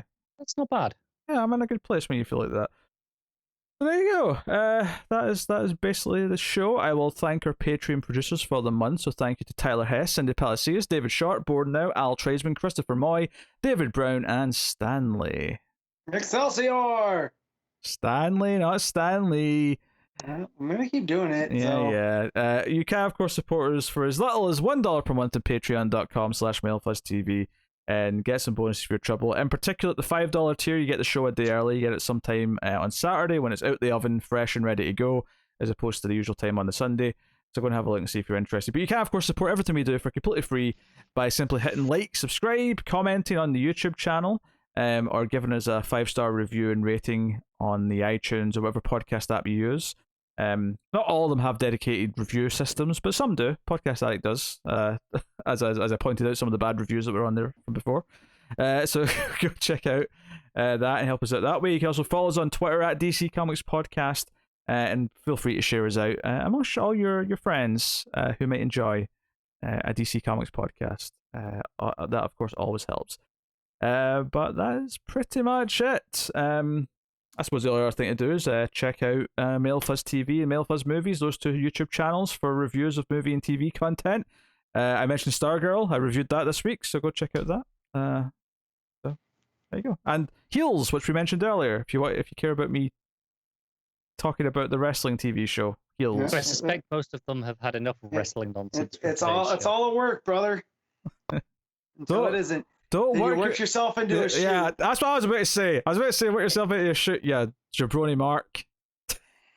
Connor's the only jabroni I see here. Yes. He really is. Do you know what? I look at Connor, I just see jabroni. He's got such a jabroni face.